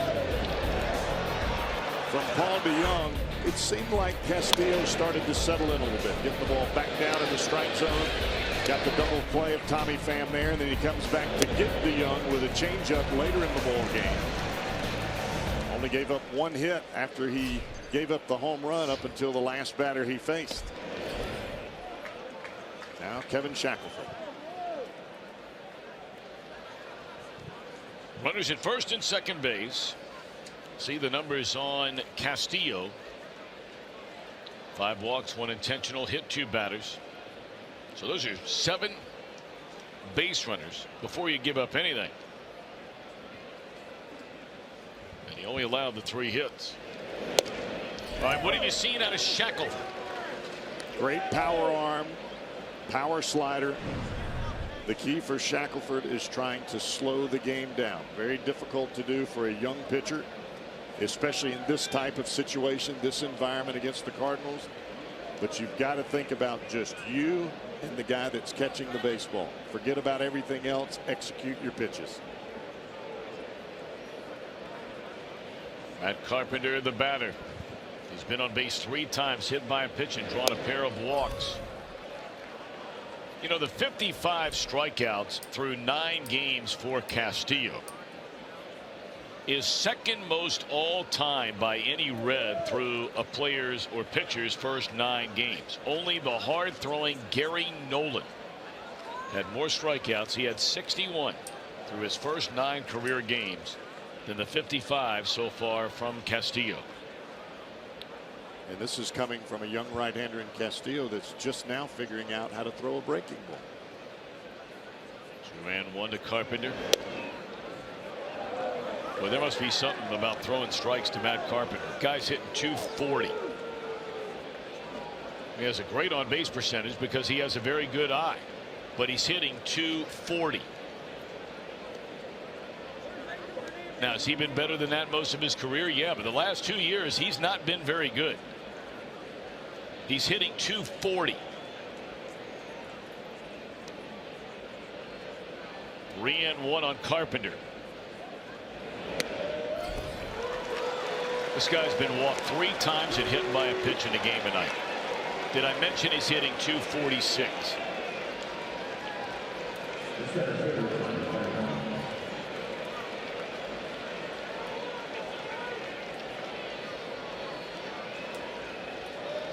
There are certain times where you have to forget about the names on the back of the jerseys.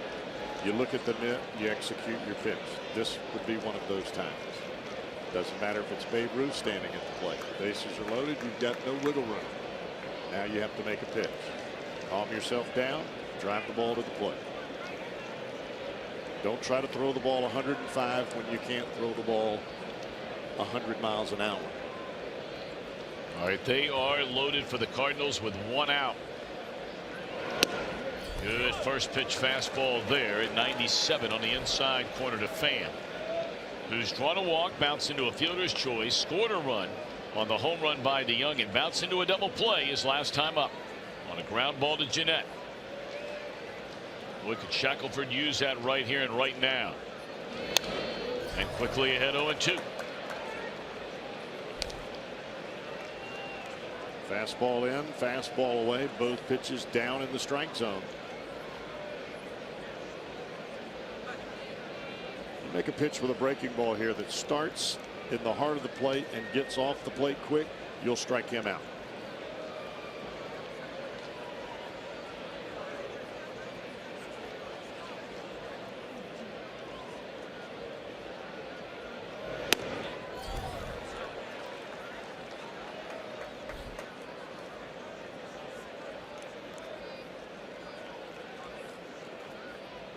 Go up and in to get to this pitch right here.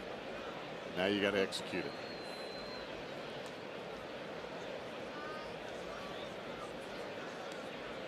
One ball, two strikes, bases loaded. Pham waiting with one out. Ground ball, Suarez to the plate. Oh boy. Short hop throw, and Mesoraco tried to pick it out of there. A great effort on both ends. And it's 3-1 St. Louis. That'll be scored, a base hit, and a run batted in. You could almost see the eyes of Suarez as he dove for the ball, realizing at that split-second moment, okay, I don't have time for two. The only play that I've got to help this club is to go to the plate. And he has to pirouette throw. You could see him look up at second base and just couldn't get the ball there in time.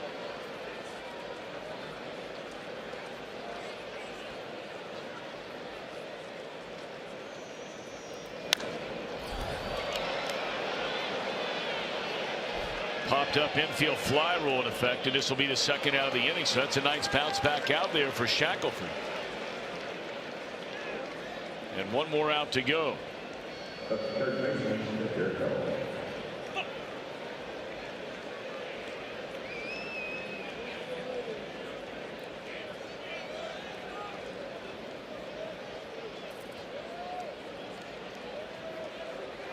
You get the out here, it's still a very manageable ball game.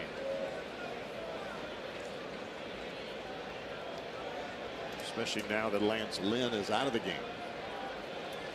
All right, here's Jerko after the pop-up by DeYoung. They're still loaded. Gets away from Mesoraco. To a flip to the plate. The runner is safe for the plate. I don't think that ball ever hit the dirt, did it? I mean, the Reds are obviously going to look at this, but what would happen on this pitch? From where we sit, like it just hit in the net and trickled behind home plate.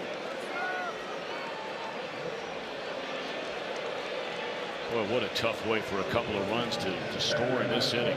I mean, that's just taking a nosedive right in front of Mesoraco and kept that hand turned up rather than coming down, and it just went right by him.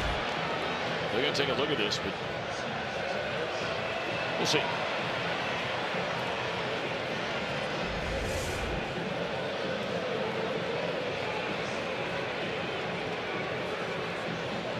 Yeah, it's a pretty close play right there. There's no doubt that the ball beat the runner to the plate. Tough to see that leg where it was on that. Yeah. That's always a tricky part, is did the foot make contact with the plate? Because a lot of times when a player slides in, their foot hovers above the bat. But it looked like Shackelford's body was on top of the foot, kind of keeping us from being able to see whether it actually made contact or not.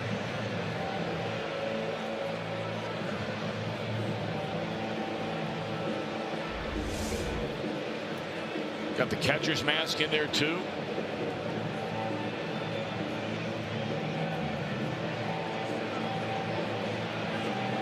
It's so tough to tell.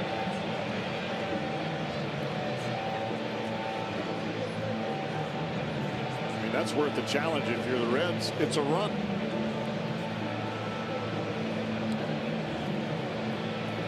You never know these days. You never know. We were surprised.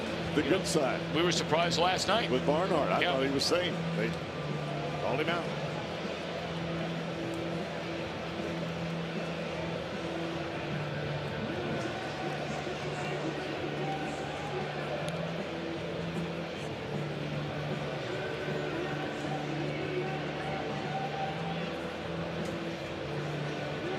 It's just so hard to tell.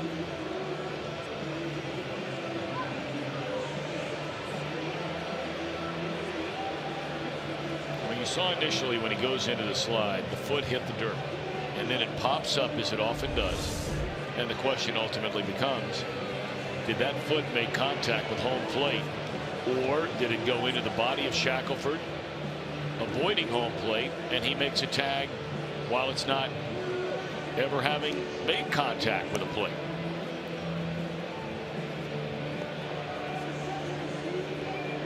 that you can even tell. That's a tough call, whether you're in the replay booth or whether you're standing there live. Sure.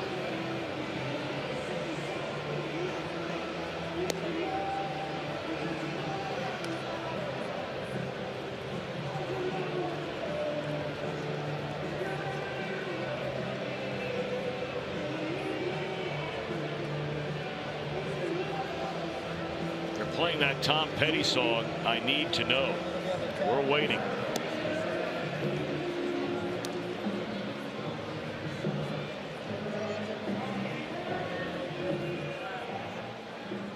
Then they follow it up. Pretty cute choice there of that 70s hit, Tell Me Something Good. Tell me, tell me, tell me.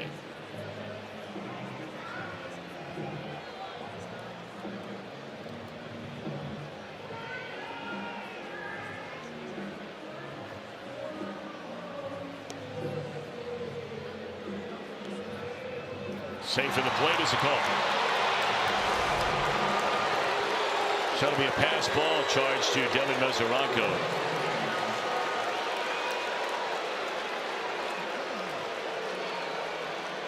All well, the 2 additional runs scoring this inning are all charged to Castillo. It's too bad. So the Cardinals have taken a 2-1 lead and tacked on 2 more.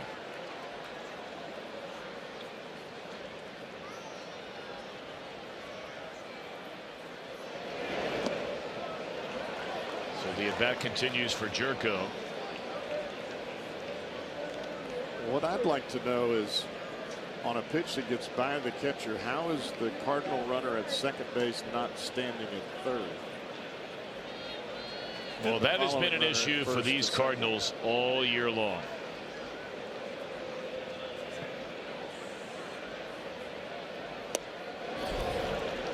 You know, when we talked earlier about, certain things that can really make a team look bad, and one of those is bad base running. And we mentioned last night the Cardinals have made more outs on the base paths, almost double the average number of a major league team so far this year. Over 80 of them for the Cardinals, and the average is right around the low 40s. Gone swinging is Jerko. So the Cardinals score on an infield hit and on a pass ball. Reds have work to do, but they have time.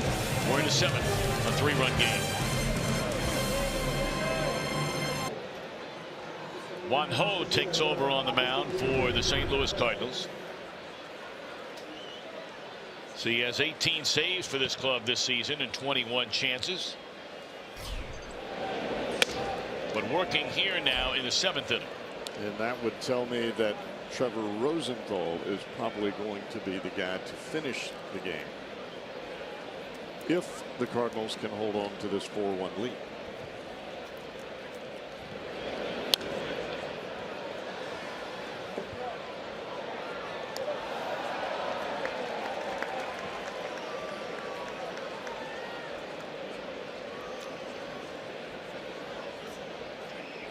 Two big runs in this top half of the 7th inning for St. Louis.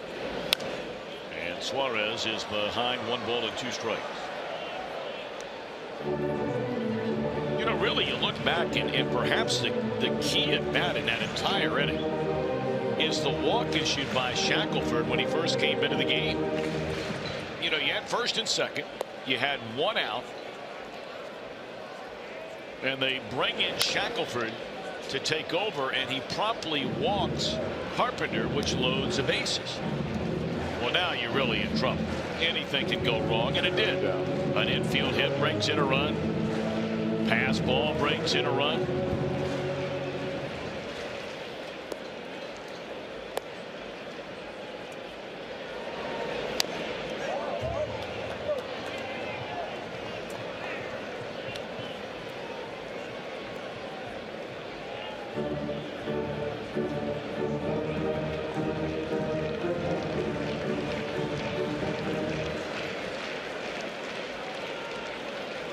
Still 1-2 on Suarez, to be followed by Mesoraco and Peraza. And we'll do it again. Well, I would think if you're Brian Price, Kevin Shackelford, he pitched so well in the closer's role in AAA. Think, all right, well, let's see what this kid can do with the game on the line. You got runners at first and second. It's a 2-1 ball game.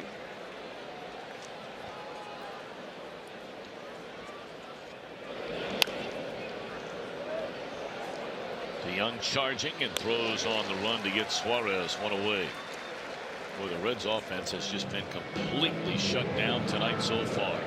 Got the home run by Votto. Duvall followed that after 2 were away in the inning with a triple.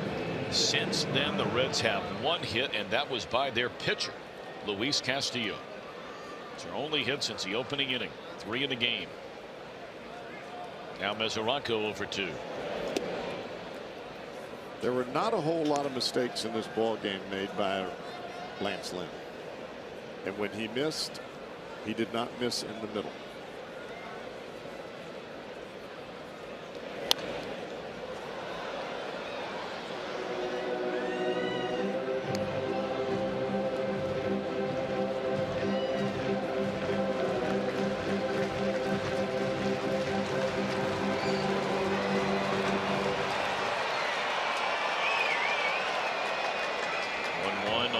Mesoraco. He got chewed up with that pitch in on his hands. He just got fooled on a breaking ball. We saw it earlier in the ball game. This happens when you don't get to play a lot. You don't get to see a lot of pitches.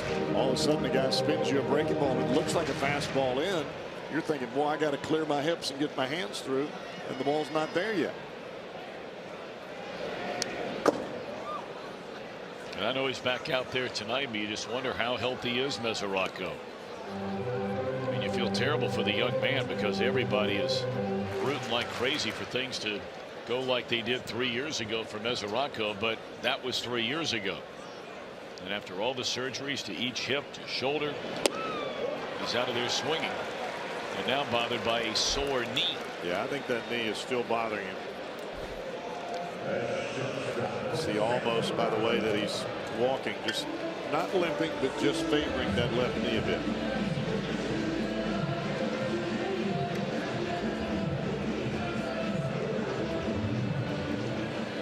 The fathead for the kids coming through the gates.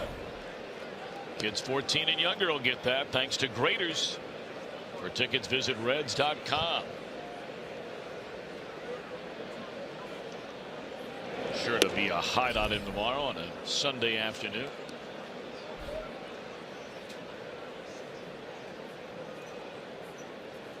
Blake Wood again cranking it up in the Reds bullpen.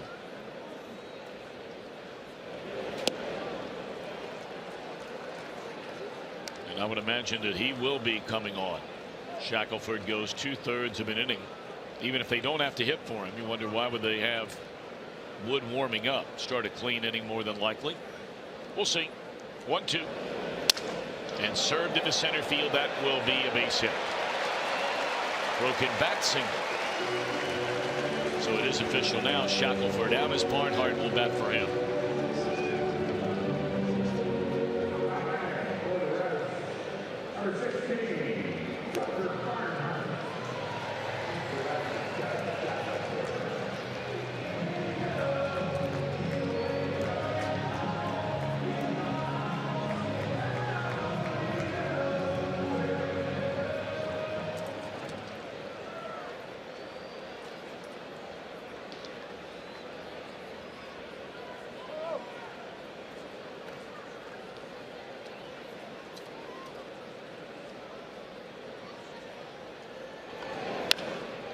First pitch swinging. Barnhart dumps it foul off to the third base side out of play. You know, we talked so much about emphasizing holding a Reds lead with Lorenzen and Storen and Peralta and Iglesias, of course, at the end of the ball game, as we saw last night.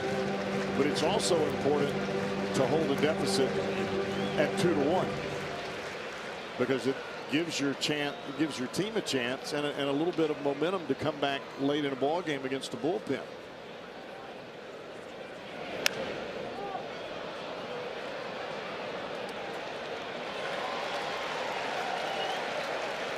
Popped up into foul ground, and that will end the inning.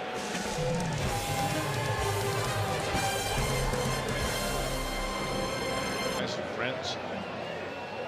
All right, here's Blake Wood.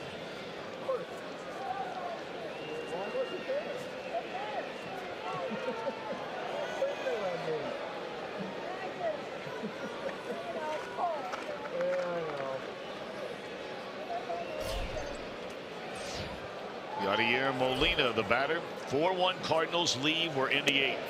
And it's in there a strike.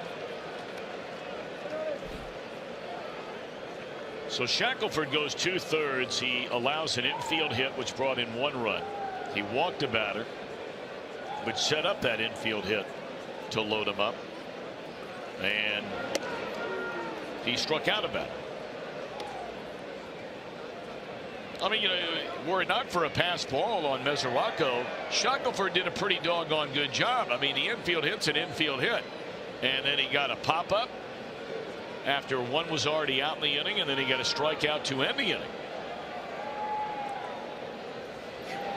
So for all intents and purposes, not too bad. The only issue I have there is walking the first batter you face in Matt Carpenter. Other than that, you did your job.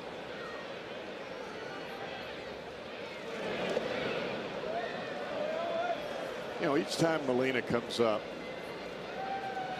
I wonder if all of the dialogue that's been out there between he and Matheny has put any added pressure, even as a veteran player. If there's any kind of rift between you and your manager, it tends to add a little bit of pressure to perform. Almost to say, all right, well, I'm a good player and I can say whatever I want, or try to do good to try to deflect the attention on the conversation. Some of the swings that we've seen from Molina here in just the 4 or 5 at bats, it's not the same kind of Molina swing that I'm used to seeing. And for those of you that weren't with us last night, we really went into great detail about what had happened, but maybe some of you are unfamiliar, weren't with us last night. I mean, the long and short of it is, a little more than a week ago, Mike Matheny was being interviewed by an intern from the St. Louis Post-Dispatch and had made some comments about Molina. He never used the word tired, but it had to do more with giving him a break. And yes, young Carson Kelly is a big prospect in their organization, and that, maybe you want to watch out for a player at Yadi's age and length of time and all the miles on his body and so forth. But he never said the word tired. Never used it. Well, Molina, rather than sitting down with his manager, man to man, face to face, 2 guys that both have been through the wars in this game. I mean, Matheny was an outstanding player, won multiple Gold Gloves as a catcher. He knows the rigors and the demands of that position. But for whatever reason, and maybe this is where we are in society today, Molina decided to light up his manager on the internet in social media, and talking about how he trains for a full season and even a postseason. He never gets tired. He doesn't wear down, and so on and so forth. It became a huge story in St. Louis. Well, shortly thereafter, after another runner was thrown out on a base path, and a lot of it has to do with bad base running, not bad coaching. But Molina again goes to the internet and goes to social media and posts a picture of the longtime third base coach and former Cardinal player Jose Oquendo, saying, boy, do we miss this guy. Implying there that why did the manager or why did the Cardinals let this guy go? Or reassign him, if you will. That's right. And so, look, for anybody to believe, and they can paint the prettiest picture in the world, for anybody to try and paint a picture that there is not some kind of strife inside that Cardinal clubhouse between the man who is their leader by title in the manager, and boy, his track record's pretty doggone good as a manager since taking over, as is Molina's resume, the leader among the players. How is it ultimately resolved? Matheny still has a couple of years left on a contract. Molina just signed a long-term, huge money contract. So it doesn't appear anybody's going anywhere. It's just not traditionally the Cardinal way to air your dirty laundry. And that's what that seems to be.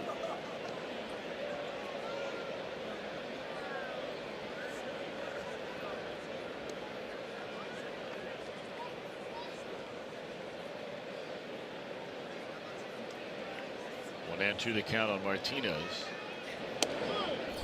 And that's strike three call.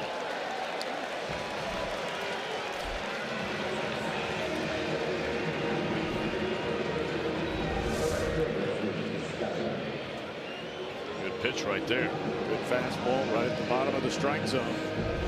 Martinez took a couple of those pitches in that at bat.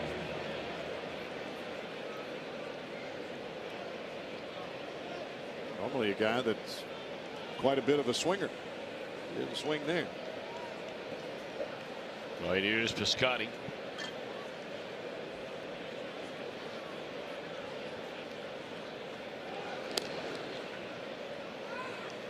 I just wonder, Cowboy, you know, and you mentioned it's not the Cardinal way, and getting back to this, you know, this Matheny Molina thing. And look, some people may be saying out there, you know, Brenneman, you sound like an old man. I don't think at 53 that's an old man. You might look at things differently than a 23-year-old. I certainly hope I do.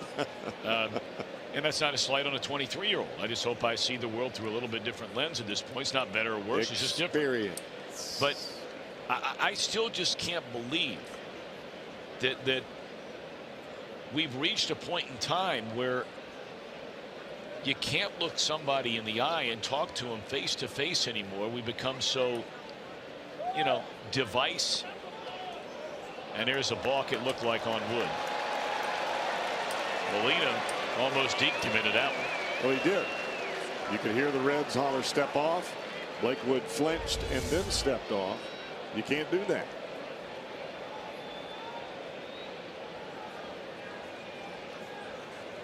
So Molina moves into scoring position. And I'll just ask this question and shut up. I mean, are we at a point now where that's the only way we're going to communicate, and especially that's the way we're going to come after our bosses on social media? It's 2 away in the inning. I mean, I don't think that's being old-fashioned.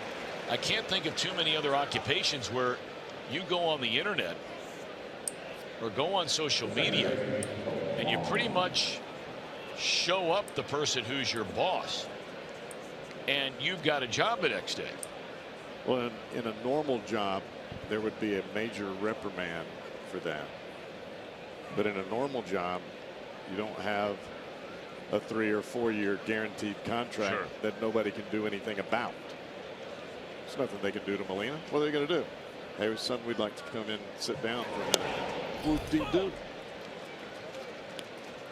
You got a long-term contract in baseball, you are Teflon.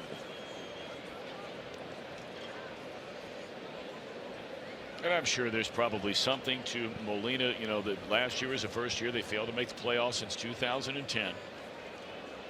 So, I mean, he's been very spoiled playing on some great St. Louis Cardinals teams, let's face it. But, you know, it's easy to act like a champion when times are good. Oh, yeah. How do you act when times are not so good?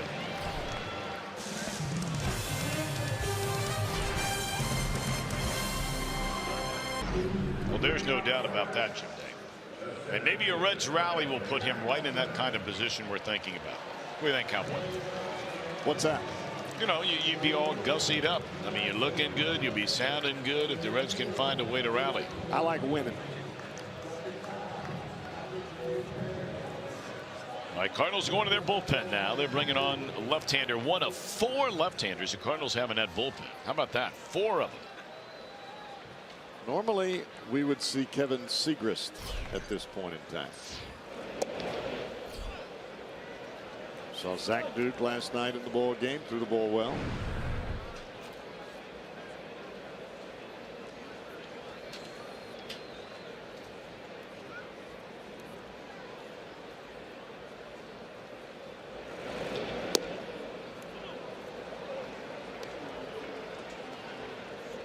Richard takes over in left field.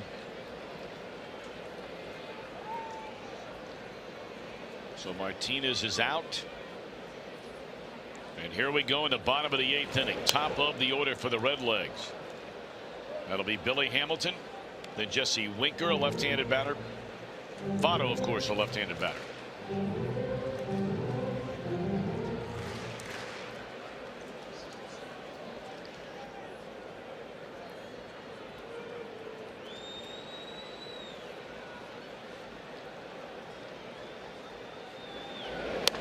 What's going to be matchup the rest of the way for these Cardinals with all the arms they have available in that bullpen?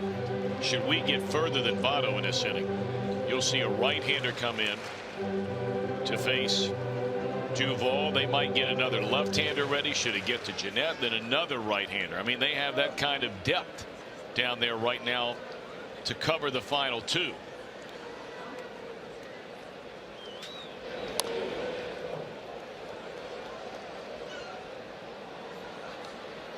Right now for the Reds, their main focus is making that happen.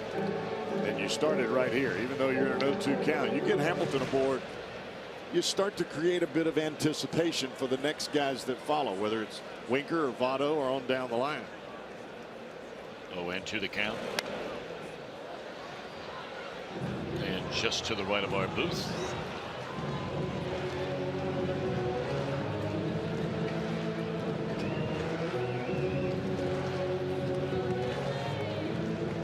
I think whether there's no outs or 2 outs, when you get Hamilton aboard, I think Reds fans feel like, all right, Reds are about to score a run here.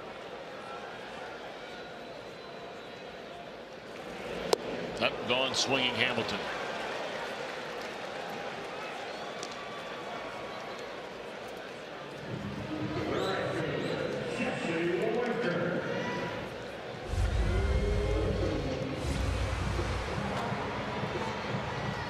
Let's see if Winker can get something started. Lance Lynn with the front 6, allowed 3 hits and a run. 1-0 took over in the 7th and allowed a 2-out single to Peraza, but got the final out with no damage. And now Lions 1 out into the 8th. For the Reds, Castillo charged with 4, 3 earned. Even in a game where he leaves right now as a pitcher of record on the losing side, showed a lot of moxie on a night where he clearly had far less in his best. Walking 5, hitting 2, but he only allowed 3 hits. And when he left, it was a 2-1 game. It never appeared throughout Castillo's appearance here tonight that he was not in control of the game. He may not have been in control of a lot of the pitches, but it never appeared that he was not in control of the game.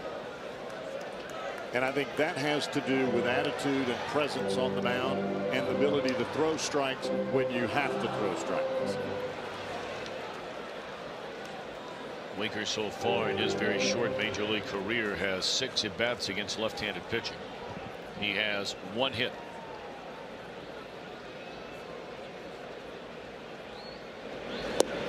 And he's gone on strikes, and he knew it. Good breaking ball by Lyons. Back-to-back strikeouts to open the 8th.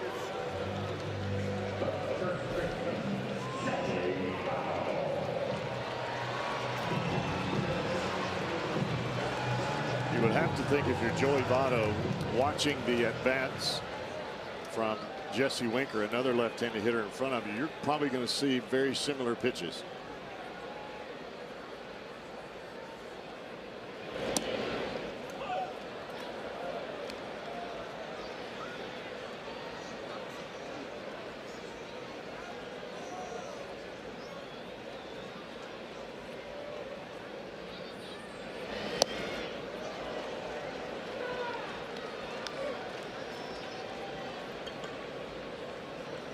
All right, 0-2 now on Votto, but man, here's a guy historically you can never count out of an at-bat, even with 2 strikes. Votto, over the last 2 years, or the last 30 seasons of baseball, in his career, when he has 2 strikes in an at-bat, So far this season, his on-base percentage is .424 with 2 strikes. It's behind Barry Bonds, Chuck Knobloch, and Frank Thomas. He will not add to this in this trip.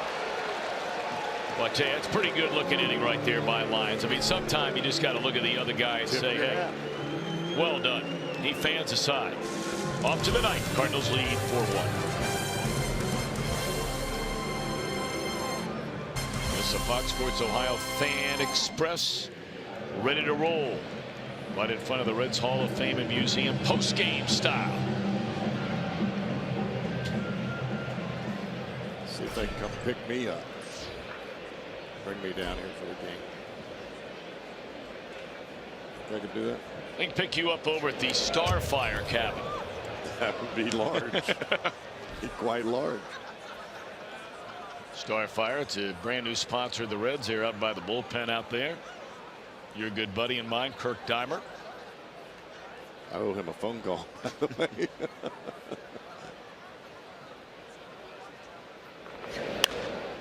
It's great to have them on board as it is all the others. No doubt.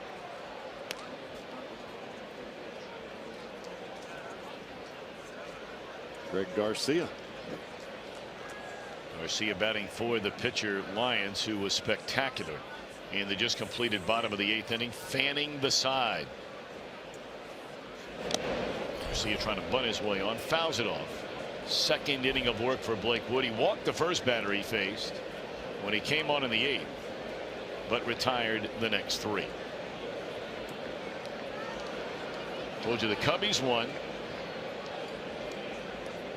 Pirates are losing in a 7-3-1 to San Diego.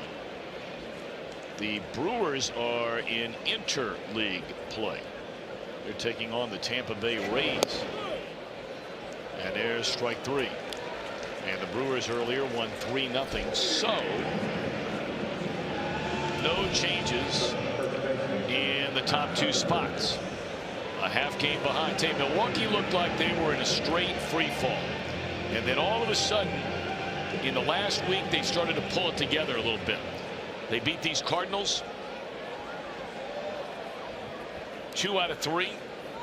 They've gone into Tampa Bay, won a couple of times. So the Brewers have now won 3 straight and 4 of their last 5.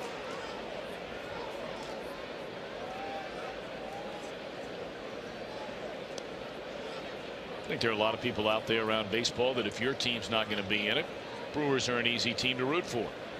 There's some guys that you like watching play. Some others might say, no way, I'm not rooting for anybody except for my team in their strike.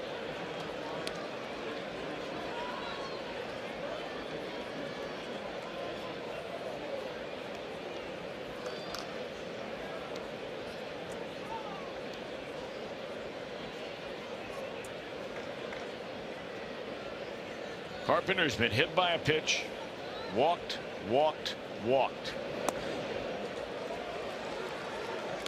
1-2 the count. This is the first time tonight he's had 2 strikes on him. At least it feels that way.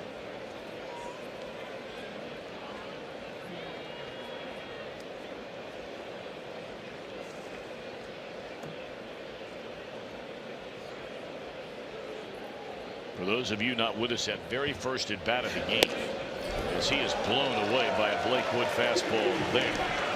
I mean, he took one right in the ribs or the kidney from Castillo.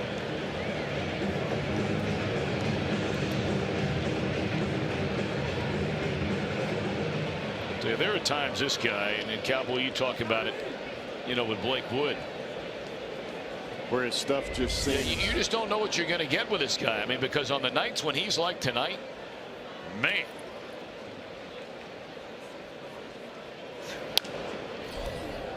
Well, I think what you would like to have is this type of pitching performance in a ball game that's 1-1 or 2-1. You want to have your best pitching performances when the game is close or the game's on the line, not when it's out of hand. And I think that every manager would like to have a guy coming out of the bullpen that they know they can count on consistent performances when the game's on the line.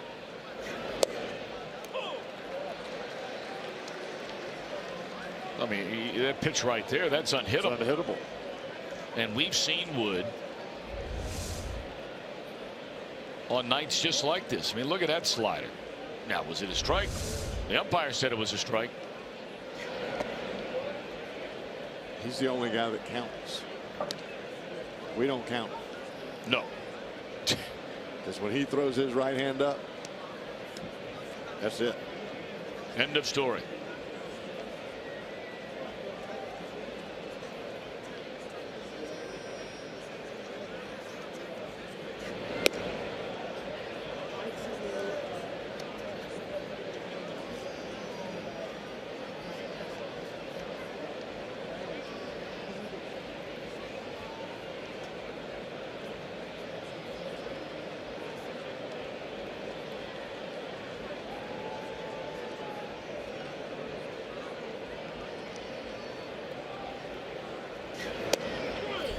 And that's strike 3 called. How about Wood? He strikes out the side. All right, here we go. Duvall, Jeanette, and Suarez. I assume we see Trevor Rosenthal when we come back. All right, it's Trevor Rosenthal. He's had his ups and downs as a Cardinal closer through the years. A lot of ups.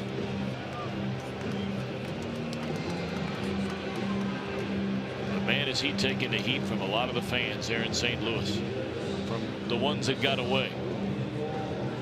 It's part of being the closer. They love you when you get them out. They hate you when you don't.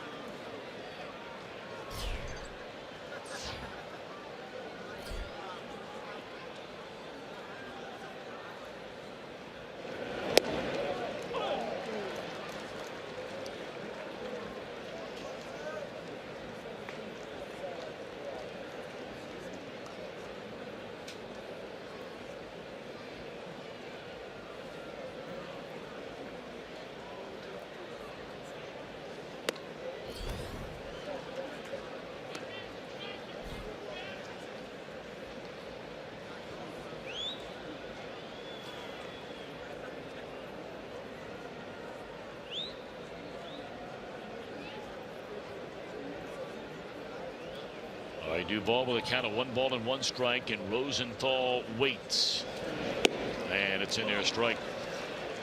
Well, that was 83 right down the can. Now, the thing for Rosenthal, when he's getting that breaking ball over, he's a really tough guy to hit, because you can't center out on the fastball, and his fastball is going to be in the upper 90s, and he elevates it. It's got great ride. Well, make no mistake. I mean, this is one of the premier strikeout pitchers in all of Major League Baseball. He's averaging 14.5 strikeouts per 9 innings. That's a pileup. But who knows? Maybe the Reds have something in store for Rosenthal. They've been saving up all night for. 2-2 from Duvall, and he's gone swinging.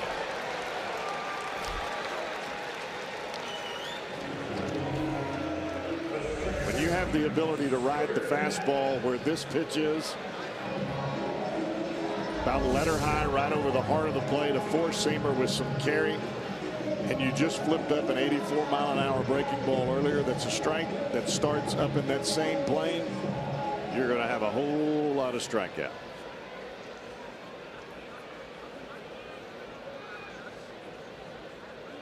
Scooter Gennett, the batter.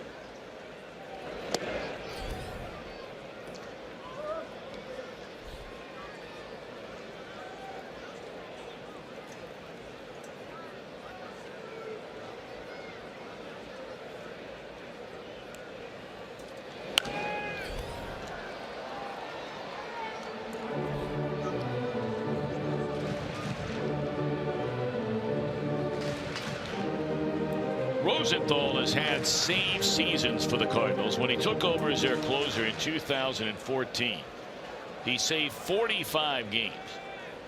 The next year he saved 48 games with an ERA barely over 2.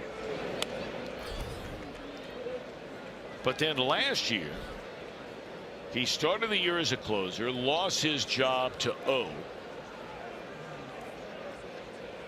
And he had only blown 3. Then all of a sudden he came down with some right shoulder inflammation in July that kept him out for over 2 months. So he wound up with 14 saves, 14 out of 18.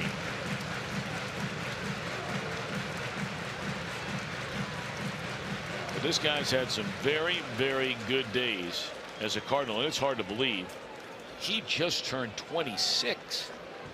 This guy was in the big leagues as an extremely young man. And there's a walk to Jeanette. The 639th player taken in the June 2009 draft. 21st round. 639th pick. If he never gets another save the rest of his life for the Cardinals, they have hit the lottery with this guy.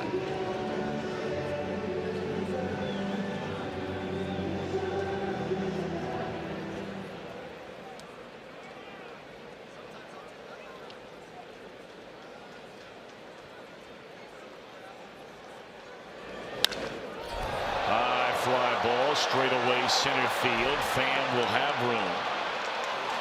And the Reds are down to their final out.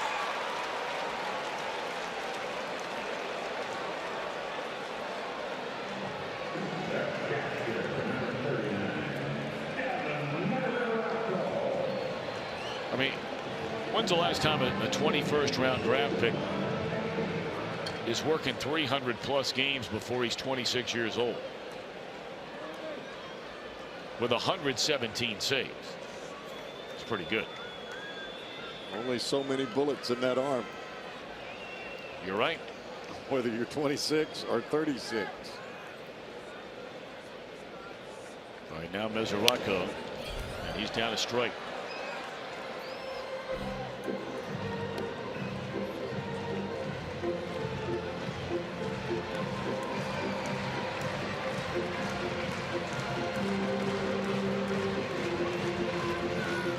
Final game of the series tomorrow, and a good one. Couple of veterans, been around a long time. Adam Wainwright comes off the disabled list for St. Louis, and Homer Bailey coming off an excellent start in Pittsburgh, where he only gave up 1 run in 6 innings. It's a 1:10 start tomorrow. We'll have it for you right here on Fox Sports Ohio. The Reds Live getting underway at 12:30. There are tickets available.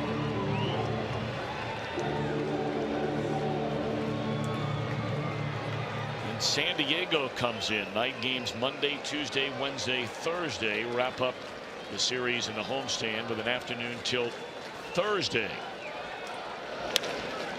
Ground ball. And the tying run's going to come to the plate. That ball skipping by Dion. And that'll be a base hit for Mesoraco.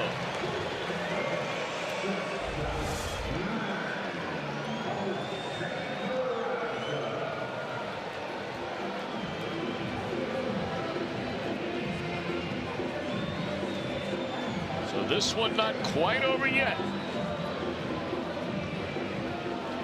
Does Peraza have one big blast in that bat? He has 4 home runs on the year. We saw a lot more thunder out of that bat last year than we've seen out of Peraza this year.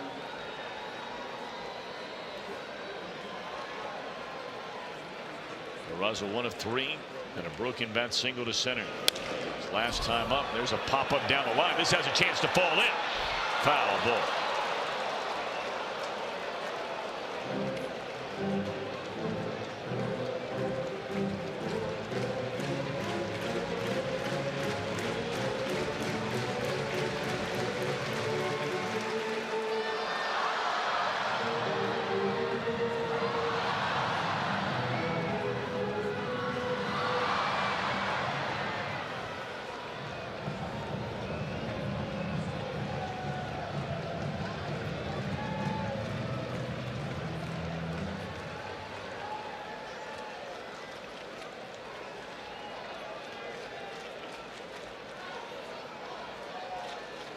Tying run at the plate for the Reds, down 3 with 2 outs in the 9th. That fastball ran in on his fist. And Molina had set up down and away, and that ball ended up and in.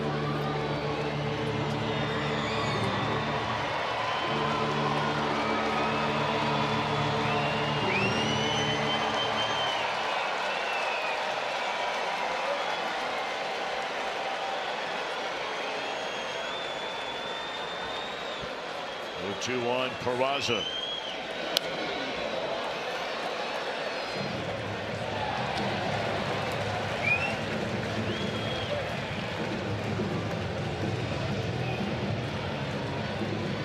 That little fella waited to 2 outs in the ninth to get that baseball. Good for him.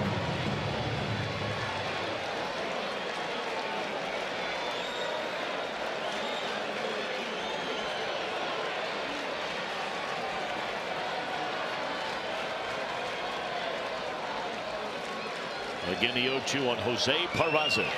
And it's shot down the right field line. And another foul ball. Oh, doctor, would that have been interesting? He's had 2 flares down the right field line that were just a couple of feet foul.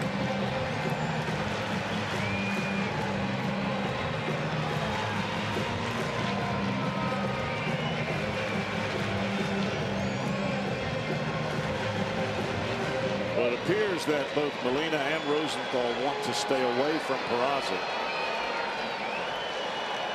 The history of Peraza, for him to drive the ball out of the ballpark, it's got to be inside. 0-2 once more. Fastball at 101 miles per hour.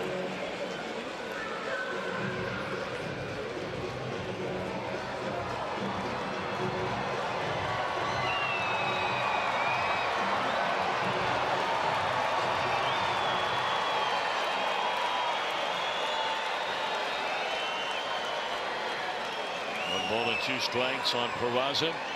He is the tying run with 2 outs here in the last of the 9th inning. Good eye there. 2 balls, 2 strikes.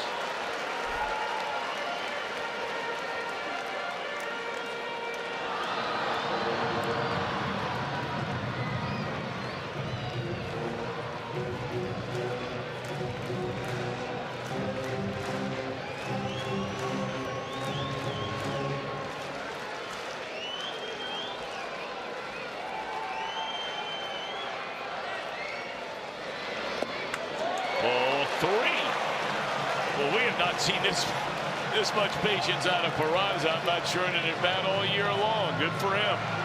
Let's see if he can cap it off with a knocker and find a way to get on. This is where Cardinal fans have had their issues with Rosenthal. Just a little too interesting at the end of the ball game. All right, 3-2. Runners go. Here it comes. And we'll do it once more. Peraza hanging in there.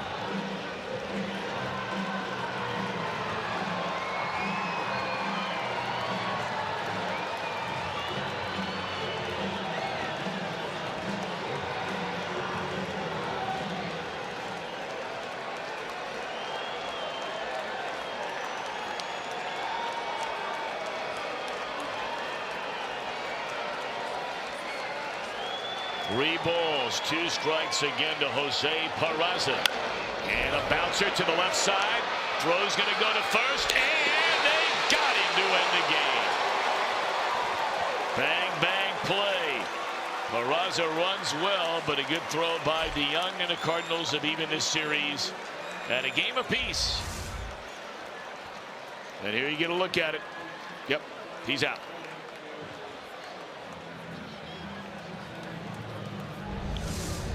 Time to take a look at our Miller time moment. And after the Reds had opened a 1-0 lead, it was a 2-run big fly from DeYoung off of young Mr. Luis Castillo. That came in the 3rd inning, and the Cardinals would never give up that lead. In fact, the Reds would never score again. Cardinals would get 2 more in the 7th to win it. 4-1 our final. All righty, it is time now for Reds Live, and we check in down at the Fox Sports Ohio condominium with Jim Day. All right, Tom, thank you very much. We'll be interested to hear what the Cowboy has to say after this one, looking back at Luis Castillo's night. Promising young guy that didn't have his best stuff tonight, but fought through it. We've got expanded highlights reaction coming up as this 3-game set even up a game apiece. We're in the Fox Sports Ohio condominium. We'll be rocking here in a minute. We're back after this.